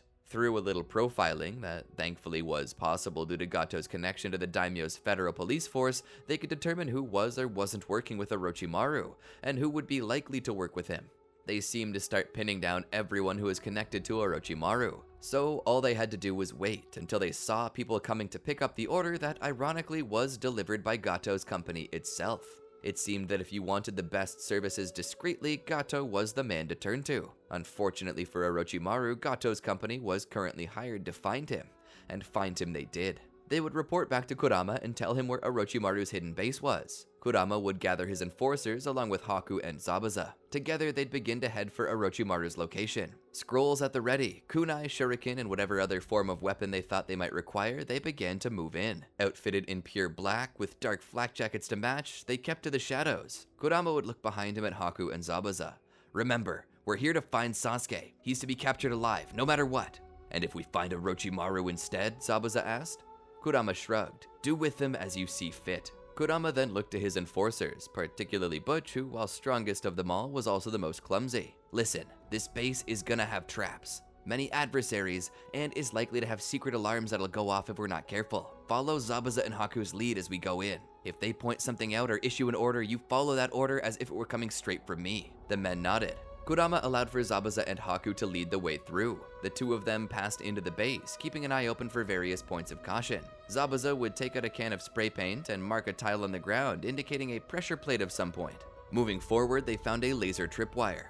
This tripwire would set off an alarm if either of the two lasers were disturbed. To remedy this, Zabuza and Haku would get a pair of mirrors that would reflect the laser of each half of the tripwire back to its own sensor. It was tricky and required perfect synchronization and accuracy to do so, but Zabuza and Haku were two of the greatest mercenaries that money could buy, so it was nothing for them. With the way now clear, the group entered the facility. Passing deeper and deeper, they would kill off any guards who could get in their way. "Orochimaru has an elite guard he calls the Sound 4. Haku and Team A will go after them and kill them before they can become a problem. Zabuza and Team B will search for Sasuke and rescue him if possible. If Orochimaru is encountered, we're free to kill him." "And if Sasuke's body has already been taken over by Orochimaru?" Haku asked. Kurama looked back at Haku and answered this question plainly. "Instructions were given that we should terminate Sasuke if he's been taken over by Orochimaru." He looked around. "Are we clear?" The group would nod. They began to make their way toward the various areas where they thought they might find their targets. Team A moved after the Sound 4, preparing to attack. They were careful to wait for proper timing, as well as a signal given to them by Team B, as they knew that the moment they entered combat with the Sound 4, the entirety of the base would go on lockdown, and alarms would begin to blast. They needed to find Sasuke before that happened. Team B, led by Zabuza and Kurama, continued to search for Sasuke. As they did, they would come to a fork in the way. "What should we do?" Yusuke asked Kurama. Kurama looked. "Team B will split in two. I'll head Team B, and the newly formed Team C will be led by Zabuza. Team C goes that way, Kurama said, pointing toward the right corridor. Team B will head down this way, he said, pointing left. Both groups would then split up and head in the direction they were presented. As Team B, led by Kurama and Yusuke, made their way deeper, they would discover the room to which Sasuke seemed to be sleeping. Kurama would point in and Team B would get ready. Kurama would lift his radio to his face and speak. Target acquired. Team A on standby, Butch said, signaling that they found the sound 4. Kurama waited for a moment. Team C, what's your status? He waited more. Team C, status. Suddenly a voice picked up. Be quiet, we're getting into position, said the gruff voice of Zabuza. Kurama heard the whir of air as Zabuza's blade moved through, slicing even the oxygen before him. After a moment more, Zabuza spoke. Team C has made visual contact with Orochimaru, awaiting orders. Kurama looked back at his team to make sure they were ready. Be ready for a bit of a fight. Our target may be unwilling to return. He then looked back in at the sleeping Sasuke. Kurama lifted his radio to his face. Breach in 3, 2, 1, go! Suddenly the alarms began to wail as contact was made with the Sound 4 and Orochimaru. Kurama and his group ran in with a cloth coated in chloroform, hoping to knock Sasuke out, but the moment they entered the room to put it to Sasuke's face, his body turned to a log. A rope dart then wrapped around the hand of the one trying to perform the act on Sasuke and pulled his hand back to his face, causing the enforcer to breathe in his own chemical. The enforcer went down as the rest of the group turned around to face Sasuke. Sasuke jumped from one wall in the corner of the room to another as he threw shuriken down at the others. The group attempted to dodge these attacks, but most were unable to. Instead, they would use their kunai to knock them aside. Sasuke, Kurama called. You're being rescued, don't resist. Sasuke sneered and covered himself in his first stage curse mark. He would jump down at Kurama and begin pushing him back out of the room, along with the majority of his crew. They would enter a more open space. Without the area being narrow, Sasuke lost a great advantage as he could now be attacked from every side, but this was hardly the disadvantage for Sasuke as the team believed it to be. With more room to move, he would awaken his second stage curse mark and sprout wings with which he could now fly. His skin darkened, his sclera pitches black. He rose into the air like a demon born from the blood of a snake. And given the rumors that Kurama had heard about Sage transformation, this could very well be exactly that. With his incredible strength, he began to fly through the group, killing many an enforcer. Stop, Kurama shouted at Sasuke, trying to get him to calm himself and submit. Kurama saw the bodies of 2 of his trusted men and felt his blood boil. He tried to excuse Sasuke. After all, they had just attempted to chloroform him. That would be grounds for a violent response, and given how outnumbered he was, he could very well just be responding in self-defense. But despite his calling out to Sasuke to stop, he refused. If anything, he began to try even harder to kill Kurama and his group. There was little they could do in the face of one as powerful as this, but by the end of it, the only ones left standing after his attacks were Kurama himself and Yusuke. Kurama's veins were bulging. Sasuke, that's enough! We were hired to return you to the village! The same village that put a hit on me, Sasuke shouted. We can deal with the hit. Konoha doesn't need you dead. They need you to keep their secrets. We're currently in the process of killing Orochimaru. If you bring the head of the #1 most wanted criminal back to Konoha, all past crimes will be forgiven, and you'll be hailed as a hero. Just come back with us. There's someone who loves you very much waiting for you. Sasuke scoffed at the thought of this. Sakura Haruno, she sent you? Pah, I told her to keep her nose out of my business when I left. She loves you, Kurama shouted. You're a lucky bastard to have that. Sasuke looked down at Kurama. She means nothing to me, not when I still have Itachi to kill. I have a mission and I'm going to fulfill it. Kurama stood there silently. Is this really something you're willing to throw your life away for? What life? Sasuke asked. You knew me already, Kurama, when we were in Konoha. You tried to recruit me to your little Yankee group. Kurama stood there. I promised to do a favor to a dear friend of mine, and I'm not going to break my word. Sasuke scoffed. I'll leave you with no choice. I'm not going back. I have a dream to fulfill. I'm sure you know all about dreams. I see the shoes you're wearing. You finally made it big time, didn't you? Kurama, a true Yakuza now. How many feet did you have to kiss to get that far? Kurama stood there silently for a moment. I do what I need to do to be successful. Then you should understand me completely. Our dreams are competing, Kurama. You have to fulfill your word, I have to fulfill mine. We're both self-made men who have to do what we need in order to attain the things we dream of. We're not too different, you and I. The only difference is that you're going to try and end my dream in an effort to stroke your own ego. I know you love Sakura. Take her for yourself. I don't want her. Kurama let out a sigh. You're the one she wants, Sasuke, and even if I can't have her, I will give her you just to please her. If you come back, I promise to help you kill your brother and fulfill your duty, just so long as you help me fulfill mine." Sasuke laughed. "As if I need you to fulfill my duty. I now know how to find Itachi, and I know how to kill him. I will not return to Konoha. Go back to Sakura and tell her the truth of the matter. You failed." Kurama grit his teeth. "I'm gonna bring you back one way or another, Sasuke. I made a promise to return you to Konoha alive, but I never promised what condition you'd be in." Sasuke's grin turned to a scowl. "By all means, try it. I'll send you to hell where you belong." Sasuke rushed down at them. He clashed blades with Kurama, sending him sprawling from the very momentum of his strike. After flying past, Yusuke would throw shuriken at Sasuke, to which Sasuke had to stop flying just to counter. Yusuke rushed to his boss and helped him stand. "I know Haku trained us well, boss, but I don't know if we alone can handle someone who can take down an entire squad by himself." Kurama stood.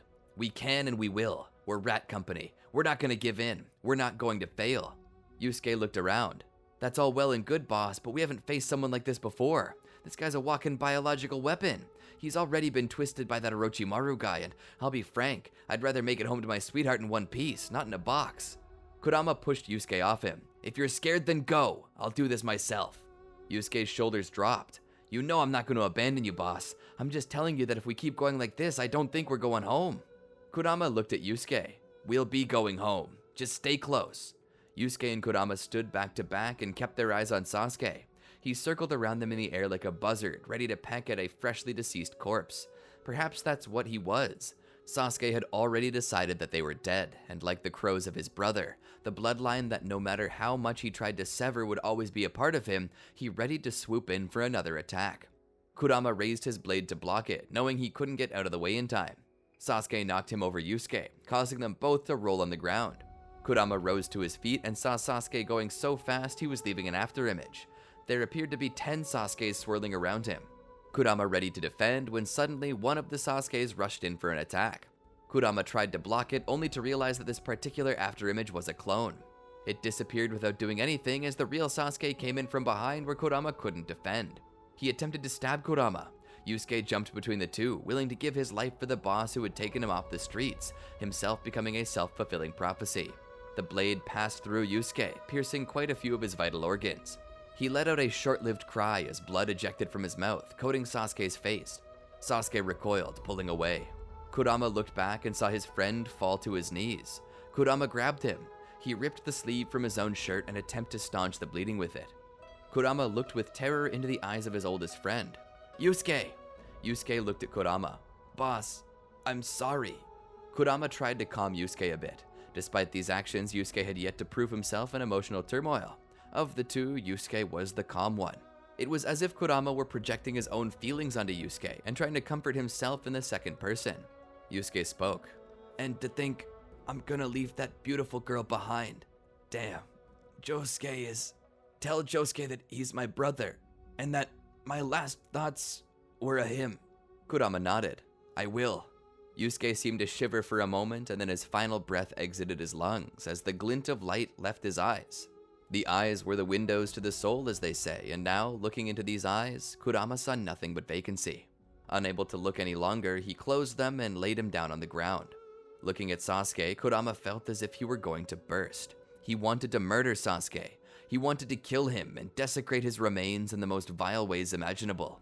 He wished to torture him to death, but he knew that he made a promise. He would bring Sasuke back alive.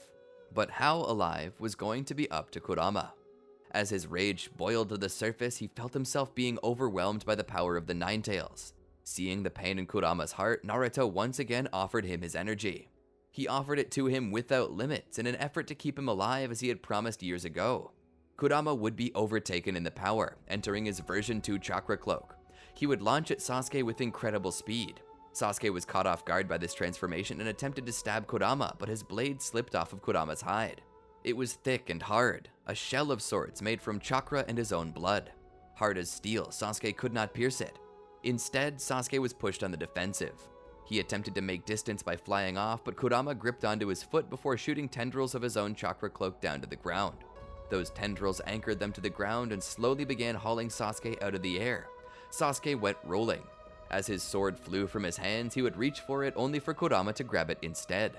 Kurama would turn back, and with a harmonizing voice that sounded like a demon creeping up from the pit of hell, he spoke.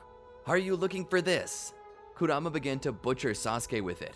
Sasuke cried out and screamed in agony as Kurama systematically removed all of his limbs.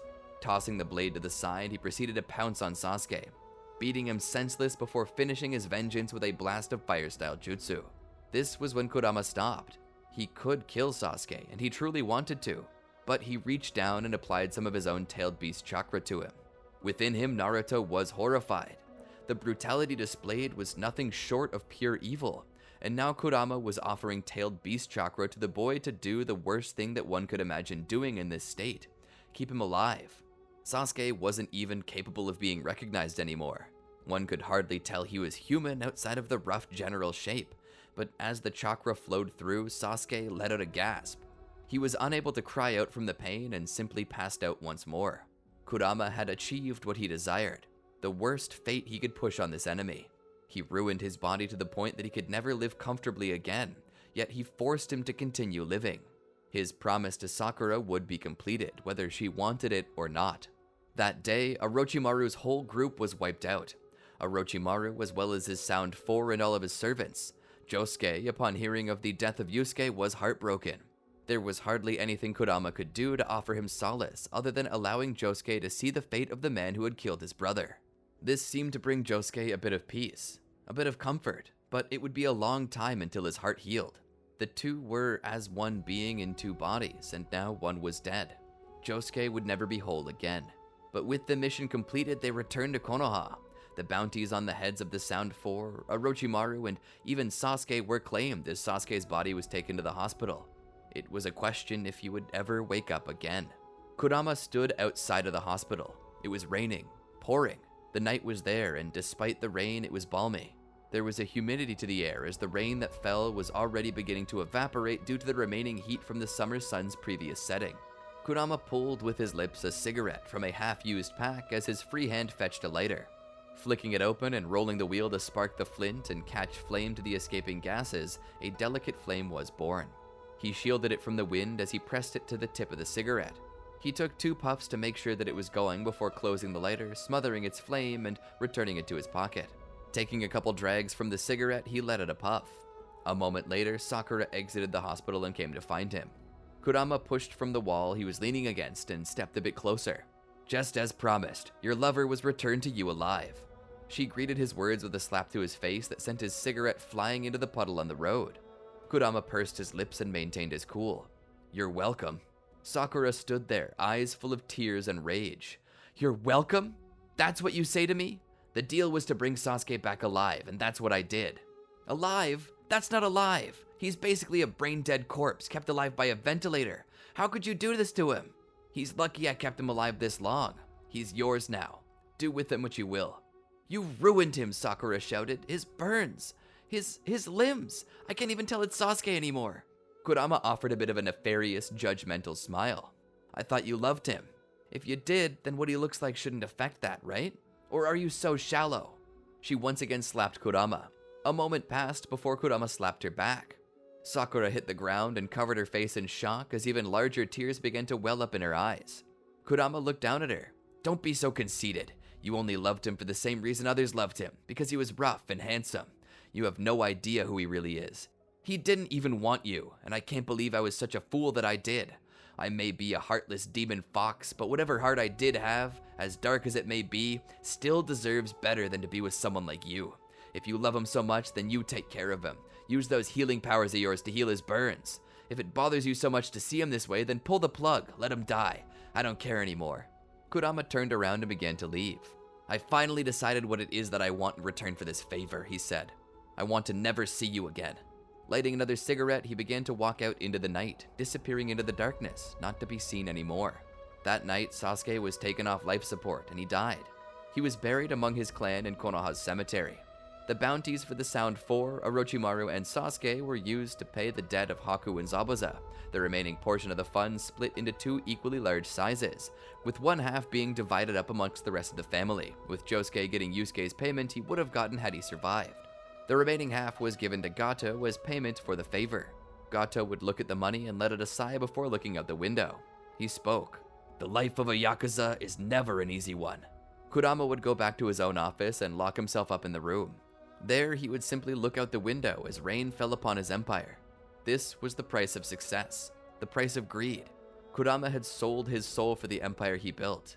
As he looked out upon it, he knew it would continue to grow. He would make this world his own and take everything he deserved from it. That was his determination and his dream, and you'd better believe that was going to happen. Elsewhere, Gato was reading a report of sales across the lands around Kusagakure, and there he noticed that profits had taken a drastic dip. When he asked about it, he was informed that there was a new criminal organization there that had recently moved in from Ame. They were known as the Akatsuki, and it seemed as though they were also pushing goods. This was shaping up to be a full-on gang war. "Should we inform Kurama?" one of Gato's captains said. Gato shook his head. "No, the boy's suffered enough in the past few days. Let him rest." Kurama woke up early in the morning, his dreams plagued by that darned fox. "Please, you need to get off this road, Kurama. If you continue to walk the path of darkness, darkness is all you'll find. If you act as a villain, then a villain's fate you'll find. You already know this is truth, but death follows you everywhere, and if you don't change your ways, death will be the only companion left for you once you too are claimed by it. Please, heed my warning. I beg you." Kurama was in his office getting his work done early. "Perhaps later on today, if I have enough time, I can go out with the boys and do something fun. Get the spirits up." The family simply hadn't been the same since Yusuke passed. So many good men were lost that day, so many deaths. And while they had seen quite a bit of payment from collecting so many bounties at once, money was no bandage that could heal wounds left behind. It seemed that money wasn't everything. There were things it couldn't buy, and one of those things seemed to be emotional healing. The money was bitter to them. Every time anyone looked at that stack of cash, the only thing they could think of was the death of Yusuke. It wasn't like Kurama didn't know this stuff could happen. Frankly, the nine tails inside of him was right. When you played with fire, you got burned. When you lived by the sword, you died by it. But it wouldn't be called life if you could just get out of it alive. Eventually, all men died. The question was how and when. For Yusuke, it was far too early, just a few days after his 16th birthday. But that was life, and they had to move on. Kurama had basically buried his men in work. Idle hands did the devil's work, and by devil he meant the evil entity that wasn't Kurama himself, though the two oft were confused for one another. It seemed cruel. Nobody had a chance to catch their breath, but that was the point. He didn't want his men to be able to catch their breath, because if they tried, they would dwell, and if they dwelled, the wound would never heal. From Kurama's experience, for a mental wound, much like the physical, thinking about it was basically the same as picking at a scab. Maybe it felt good in the moment, but in the long run, it would make a scar, and the healing process would never truly complete. For now, it was best to forget about Yusuke. When their hearts weren't shattered, then they could think about him. But now, no thinking was allowed, only action. For Konoha, this made things a lot worse. The entire family's patience had been lowered. Forgiveness for late payments was a thing of the past, and enforcers had a tendency to do a bit more than just bruise your ribs. The frustrations of the family were being taken out on the village, which led to Kurama's empire seeing a little stability problem. The more trouble they made, the more they hurt people, the more the eye of Danzo was turned in their direction. The only thing Kurama could do was turn his business to Danzo's favor in secret, make himself an asset. After killing Orochimaru, Sasuke, and eradicating what was left of Otogakure, they had gained favor. But keeping this favor was another issue. The more cruel they became, the more the crime rate would reflect on Danzo. The moment they became a liability, they'd become fresh wood to stoke the fires of Danzo's ambitions. Kurama knew how Danzo worked. Danzo himself was once the Shadow Hokage before he became the true one. His group, Root, was once an official organization who tended to break the law for the benefit of the village.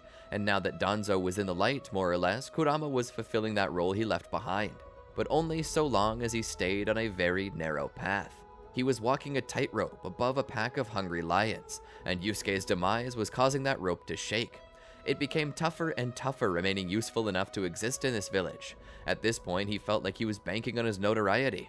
At least his group was keeping other gangs from forming, which left him as the necessary evil. As criminal as his organization was, he kept order. Kurama was the flea on the back of Konoha's hide, but he was a flea with purpose. Day in, day out though, he began to wonder how long that could carry him. Kurama began to wonder about how it could ever get any worse than this. That was until Josuke walked into the room. "Boss, I have a letter to you from the Land of Waves." Kurama took it and looked at it. The letter was stamped with the sigil of Gato himself, his own ring pushed into the sealing wax. It was a private correspondence from the boss himself. With a wave of his hand, he dismissed Josuke. Taking a letter opener, he severed the seal and opened it. But instead of the ornate writing he was used to, it was something a bit rougher. It wasn't Gato's handwriting. The letter went as such. "To the clan head of Konoha, you are requested to come to the Land of Waves immediately. It is of utmost importance that you arrive without delay. This is the boss's orders." At the bottom, it was signed, "With permission of Gato, Waraji." Kurama had not seen Waraji in a long time, since he had personally kicked his butt in the warehouse. Now he received a letter from him, under Gato's request. What was going on? Kurama stood and grabbed his weapon and a coat. He stepped out and told Josuke that he was in charge until he returned, and to keep the business running smoothly. Kurama stepped outside and began to make his way to the Land of Waves. Kurama found himself walking the same street again as before, a fog permeating the area. He walked to the boss's office where he was stopped by guards. "I was summoned to see the boss," he said, trying to get through and even exposing the letter he'd received from Gato. The men looked at each other and nodded. "We know. The boss isn't here though." They proceeded to escort Kurama to a hospital. Walking inside, he found that an entire floor of the hospital was sequestered. Doctors from outside of the village were here too. Moving deeper, he heard people talking. They led him to a room and opened the door for him. Entering, he saw a hospital bed, and in it was Gato. He looked horrible, weak, sick, bloated. Kurama came closer. The old man opened his eyes. He had a tube in his throat to help him breathe. He was shaky and weak.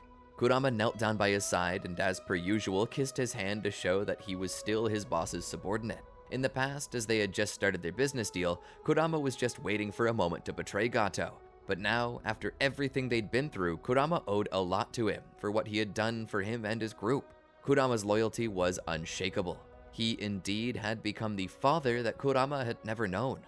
A rocky start, but once they were past that, Gato displayed that as cruel as he could be, he was also very compassionate, especially to those loyal to him. What he was looking at now, it angered him greatly. "Boss, what happened to you?" Gato struggled to reach for a pad of paper and a pen. Kurama walked around the side and grabbed it for him. He brought it to Gato, where the elderly man began to write out what happened. "New gang, showed up in Kiri, engaged, slaughtered."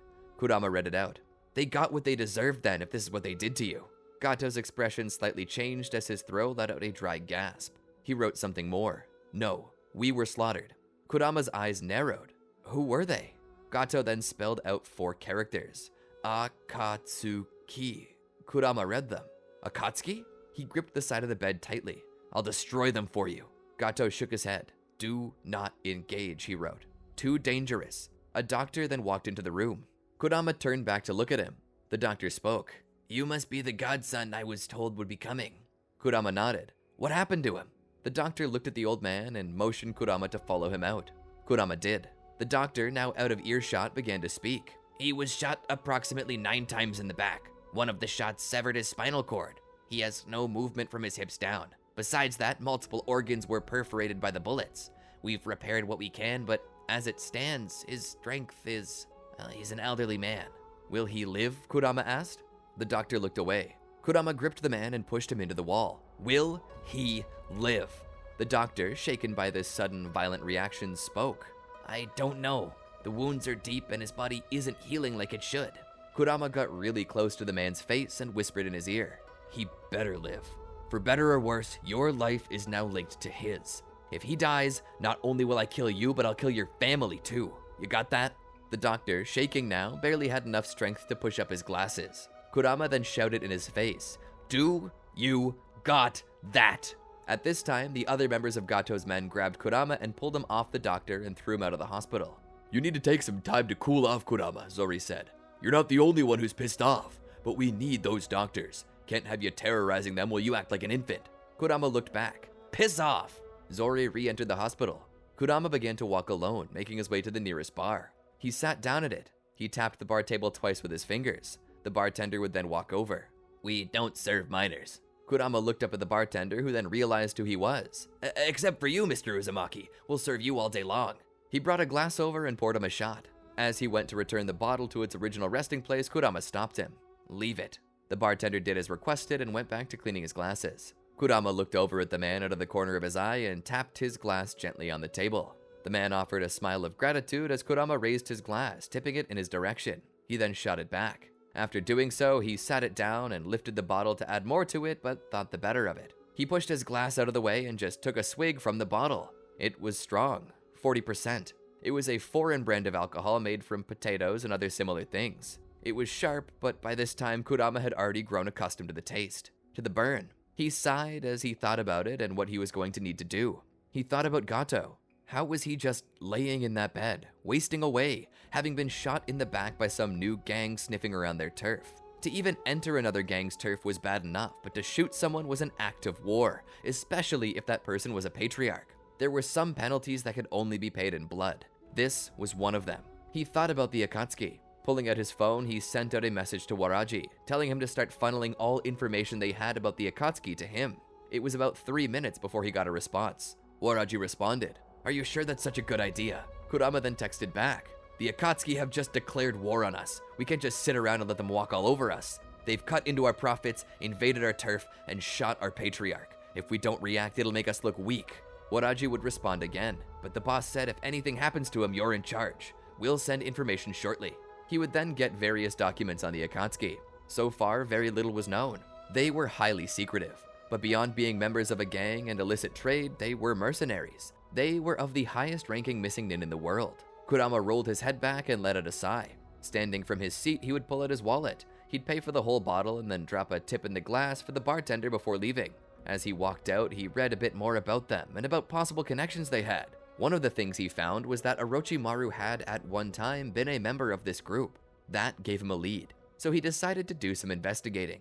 He would buy out a shop of all its flowers and then tag on the nicest card he could and have it sent to Gato's room along with a myriad of balloons. The card read, "No longer family by word only, but by blood as well. Blood for blood, I will preserve the family." Kurama would then begin making his way home.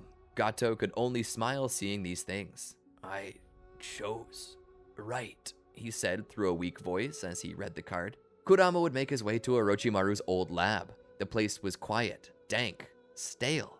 It had been quite some time since he'd been here. He kept his eyes open. The traps might still be working. It was ironically from here that Kurama had found the weapon now strapped to his hip. It was believed to be the weapon that could end all shinobi according to Orochimaru's work. Kurama kept going deeper.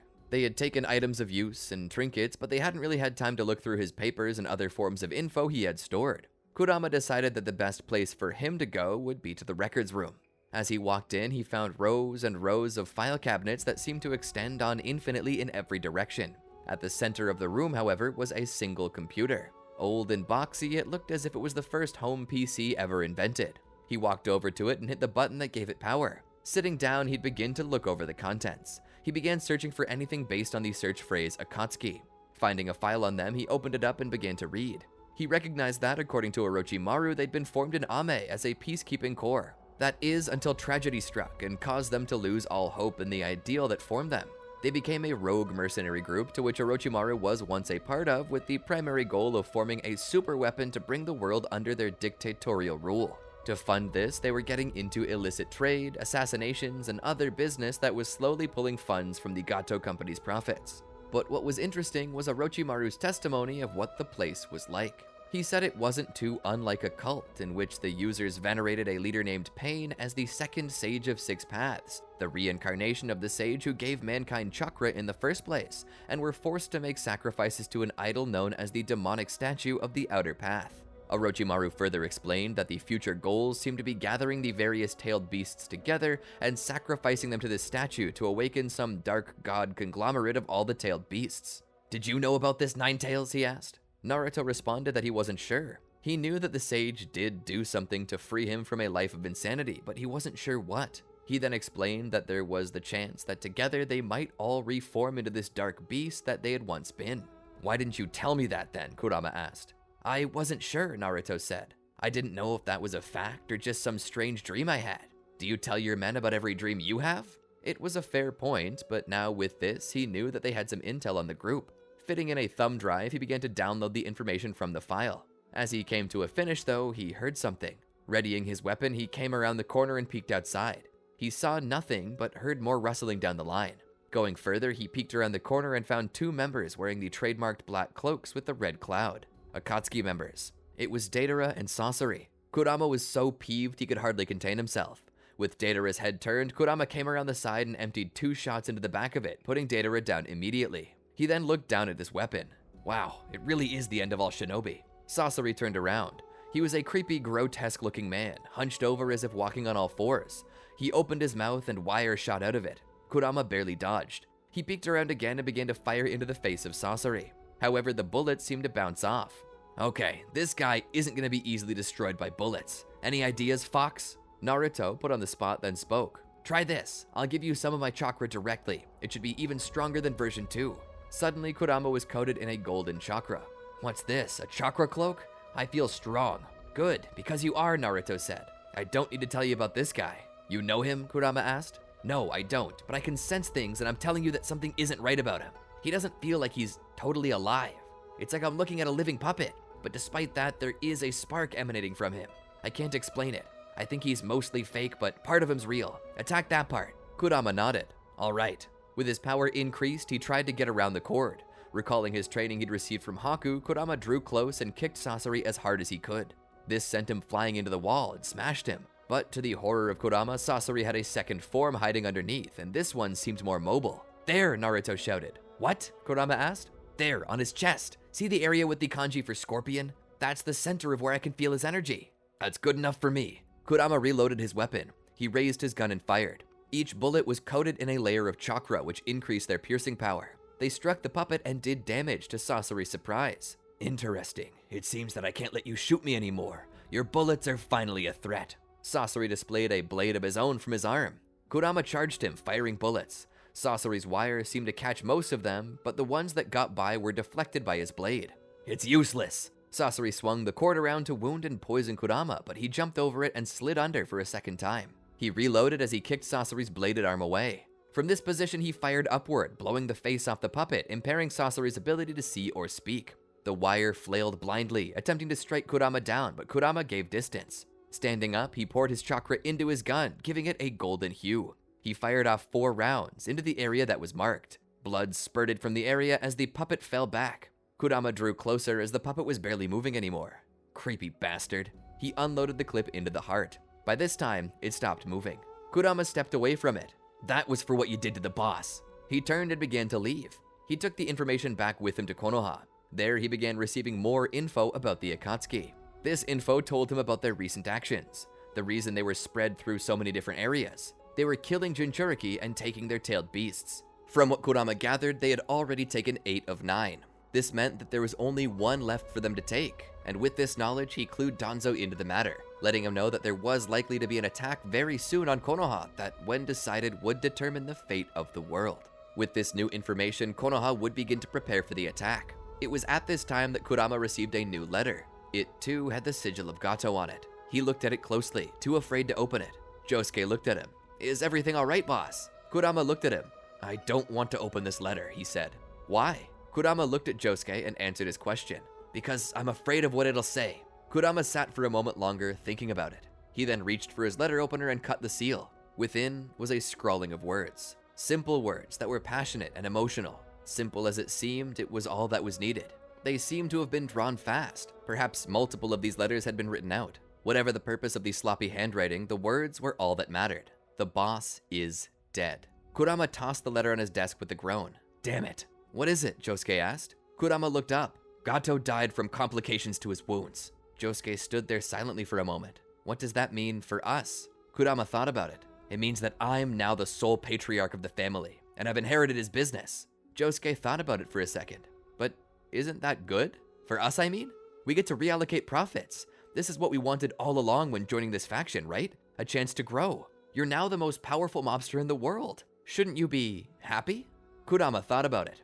Rightly, according to how he felt when he joined, he would have prayed for a day like this, but not now. It seemed in the time he had known Gato had gotten under his skin and become the fulfillment of a role. He was a father figure. In the past, I would have, Kurama said, but now all I feel is sorrow.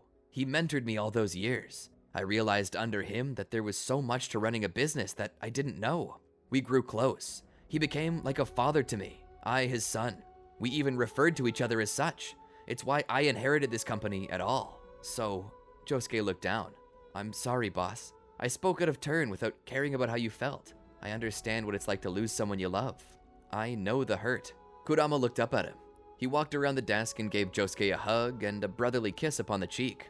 We all felt your pain, Josuke. You survived and so did I. I'll survive this too. Looking at the brother he had since the beginning, he smiled. Come, sit with me. He pulled the chair back and let Josuke sit down. Kurama walked around his desk and opened a special drawer. He pulled out a bottle of half-drunk scotch. It was premium stuff. Opening it, he pulled out 2 glasses. He poured them both and presented one to Josuke. Josuke took a sip, as did Kurama, getting comfortable in his chair. It's hard to believe it's been 8 years since we started this group, Kurama said. And how long have we known each other, Josuke asked. Kurama thought back. Maybe 9 years. When we had nothing, we still had each other. And when we got tired of being cast-outs, we decided that the only people who'd be friends with people like us were others who had nobody. That was the first time I ever truly felt like I had a place to belong. Josuke laughed. To be honest, it feels even longer than 8 years, considering we're only 16. Feels like a lifetime, Kurama said. I guess that's why losing Yusuke hurt so bad. We knew him for our whole lives, Josuke tacked on. You actually did know him your whole life, long before you met me, Kurama said. Kurama then looked up toward the ceiling. Sometimes I look back on those days and wonder, was it I who took you in, or you guys who took me in? I think you guys took me in and just told me to lead you. Kurama chuckled. Yusuke mirrored the laugh. Kurama then sighed. We're a criminal empire now, filthy rich and immensely powerful. Looking back, I'd trade it all away just to have Yusuke back, but time doesn't work that way. We can't go back now. We avenged Yusuke, Josuke said. He then raised a glass. Let's avenge Mr. Gato next. Kurama raised his glass, and as if summoning it with their mere words, there was the sound of an explosion in the distance. Kurama stood and looked out the window. It's the Akatsuki. Lock down the compound. Yusuke agreed and ran out. He began issuing orders to Butch and to Haku and Zabuza. The 3 of them began to run off to prepare their men for battle. Kurama, meanwhile, was loading his weapon. They were coming for him. It didn't take long for 2 shinobi to enter the grounds. One possessed a large sword, and the other was an Uchiha. Zabuza and Haku would step out to face them, as would the rest of the men. Kurama as well would step out, last of all. You picked the wrong group, pals, Kurama said. He aimed his pistol at Itachi's skull and fired. Itachi would simply stare at the bullets and incinerate them with his Amaterasu. Kisame stood there and looked to Zabuza. It's been a long time, Demon of the Mist, Kisame said. Not long enough, Shark Boy. Kisame looked at Haku. And who's this, your little boyfriend? Zabuza pointed his blade at Kisame. I'll introduce you to mine if you introduce me to yours. Itachi looked over. We're not here for small talk, Kisame. We're here to deal with them. It was then that Itachi revealed from behind his robe a katana. He looked down at it. I haven't had to use this in many, many years. He looked up. The last time I did, it was a massacre. History seems to be caught in a cycle. Itachi stepped forward. The men rushed him as Kurama watched. Itachi swung his blade and cut down quite a few of them. But when it seemed that he might be overwhelmed, suddenly a flaming orange chakra avatar rose from the ground. Those closest to him found themselves coated in black flame. They started to make distance around him, but he revealed a chakra blade to cut them down with. It seemed none of them could get through his Susanoo. Give me power, Fox, Kurama demanded. Without a choice, Naruto obliged. He began to share chakra with Kurama, giving him access to his Nine-Tails chakra mode. Kurama launched forward and began to attack. His fist struck against the Susanoo's shield, but nothing happened. The Susanoo pushed him back. Kurama stumbled back and raised his pistol, firing at it. The bullets bounced off the mirror and proceeded to ricochet into some of his nearby men. Kurama roared as his chakra began to burn brighter. He was unsure how to get around that Susanoo. Why don't you come out of your shell and fight me head on? Or are you afraid you'll lose? Itachi stood there. I have one mission, and it's not to preserve my honor. The Susanoo swung at him once again. Meanwhile, Butch and Josuke were attempting to aid Haku and Zabuza against Kisame. The 2 swordsmen traded blows faster than the eye could see. As Haku and the others were drawing closer, Zabuza demanded that the 2 stay back. This was a duel between 2 legendary swordsmen. Zabuza would do it himself. Kisame's blade growled as its open maw produced a tongue to lick its sharp teeth. Kisame's blade clashed with Zabuza's further. As they stepped back, Kisame smiled. Why don't we settle this the way of the samurai? Zabuza looked down. Iai Jutsu. Kisame nodded. He then flipped back a little ways and lowered his sword to the ground. Zabuza did the same. They waited until a distant explosion marked the start. The two rushed at each other quickly with a swing of their blades. A moment passed after this. Both men stood silently, waiting to see who would go down. Suddenly, Zabuza realized something. He couldn't feel his feet anymore. He'd been bisected. As his torso fell back, his legs fell forward. Kisame walked over to him and looked down. He took up the executioner's blade. "You always were a step behind me." He then used the weapon to sever Zabuza's head. Haku cried out for him before furiously releasing a wave of icy wind. He began to throw senbon at him as Butch and Josuke threw their shuriken. Using the wide blade of the executioner, Kisame shielded himself and walked forward despite the wind. Getting there, he cut Haku down before moving on to the next two. Butch was too slow to get out of the way and was the next to go down. Josuke was quicker and took a step back. "Kurama!" Kurama looked over to see Josuke in a tight spot. "Josuke!" he shouted. He rushed over to help him but was struck by Itachi, sending him flying. Josuke turned and tried to run, but before he could, Kisame threw the executioner's blade, splitting Josuke down the middle lengthwise. Kurama sat up and cried out to him, "No!" His rage building up, he would suddenly, without knowing, channel a tailed beast ball. He fired it straight into Itachi's Susanoo, shattering it. As Itachi was left in a smoking crater, Kurama rushed at Kisame with all his strength, striking out. Kisame caught the strike with his blade. He'd then proceed to strike Kurama in the stomach. In most cases, this would cut a man in half, but because of the chakra mode, it simply carved a deep laceration into his muscle. Kurama cried out. He grabbed the blade, though, in his hand, stopping Kisame from pulling back. Kurama raised his pistol to Kisame's forehead, but Kisame grabbed it and pushed it to the side. In his rage, Kurama formed a second-tailed beast ball and launched it point blank. The explosion was magnificent. There was nothing left of Kisame after this, but the force of the strike was too much, and it blew Kurama back as well. He hit the side of the mansion hard. He fell out of his form. The battle seemed to be over, but he was too wounded. Bleeding, having lost all of his forces, including his last surviving friends, he rose to his feet. He began to stumble his way inside. He was unaware that someone was moving in the rubble behind him. Kurama stumbled into the office where he had last spoke with Josuke. He looked at the wounds on his body. They were nothing compared to the wounds on his heart. He kicked the chair Josuke had been sitting in away. Sitting down in his own chair, he poured himself another glass. He looked around and tossed his gun on the table to his left and began to look outside. To his right was the letter reminding him that the boss had been killed. Looking down into his drink, he saw not the reflection of a powerful victor, but of a man who had lost everything. He was so enraged by the actions of the Akatsuki in stealing everything that was his. He wanted to go there and personally kill the rest of them, but he no longer had the strength or ability. He just was going to wait and hope that Danzo could beat them. He gripped his head, clutching his hair in defeat. The loss was too much. Tears spilled into his scotch as he began to lose control of his emotions. As he looked into his drink, he heard a voice behind him. "You have nowhere else to go." Kurama's head raised up from his drink and turned around. It was Itachi. "You here to capture me? Take me back to sacrifice to your dark god?" Itachi shook his head. "This may come as a surprise to you, but I am on the side of Konoha." Kurama was confused. "What? If that's the case, then why the hell did you kill all my men? My friends?" Itachi took a step forward. Kurama grabbed his gun and aimed it in his assailant's direction. Itachi looked at him without emotion. "You know, joining the Akatsuki wasn't originally my desire. I was forced to after I destroyed my clan. You see, my clan was preparing to destroy Konoha's leadership in a coup. I didn't wish to destroy them either, but I did. You know why? Because I was told I could save something if I did. Sasuke." Kurama was confused. "Sasuke?" Itachi nodded. "Sasuke was the thing that mattered most to me, and you mutilated him." Kurama cocked his gun. Suddenly, Itachi's Sharingan caught him before he could pull the trigger. "I was originally planning to protect you, but upon seeing what you did to my brother, I realized that all I really have to do is keep the Nine Tails out of their grasp." Itachi looked around. "Let me tell you what happened. Kisame and I attacked and were nearly defeated by you, as proven by my tattered garments, but we managed to kill everyone. And you, having lost everything worth fighting for, decided to take the coward's way out.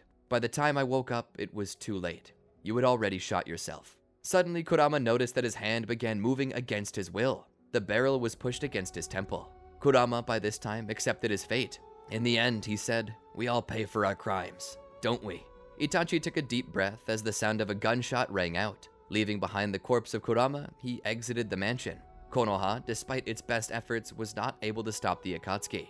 They took out some of its members, but in the end, Konoha was obliterated, and even Danzo was destroyed. But they had failed to capture the Nine Tails. Itachi took responsibility, saying he was too late to stop Kurama from killing himself.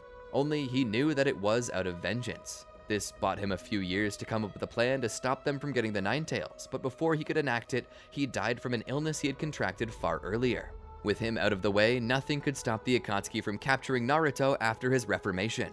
Despite the Fox's pleas, they added him to the Ghetto statue and awakened the Ten Tails. With this done, Obito made his move and killed Pain, taking his Rinnegan to control the Ten Tails. But this didn't last long, as he too would be betrayed by Zetsu, who would use him as a vector to awaken Kaguya.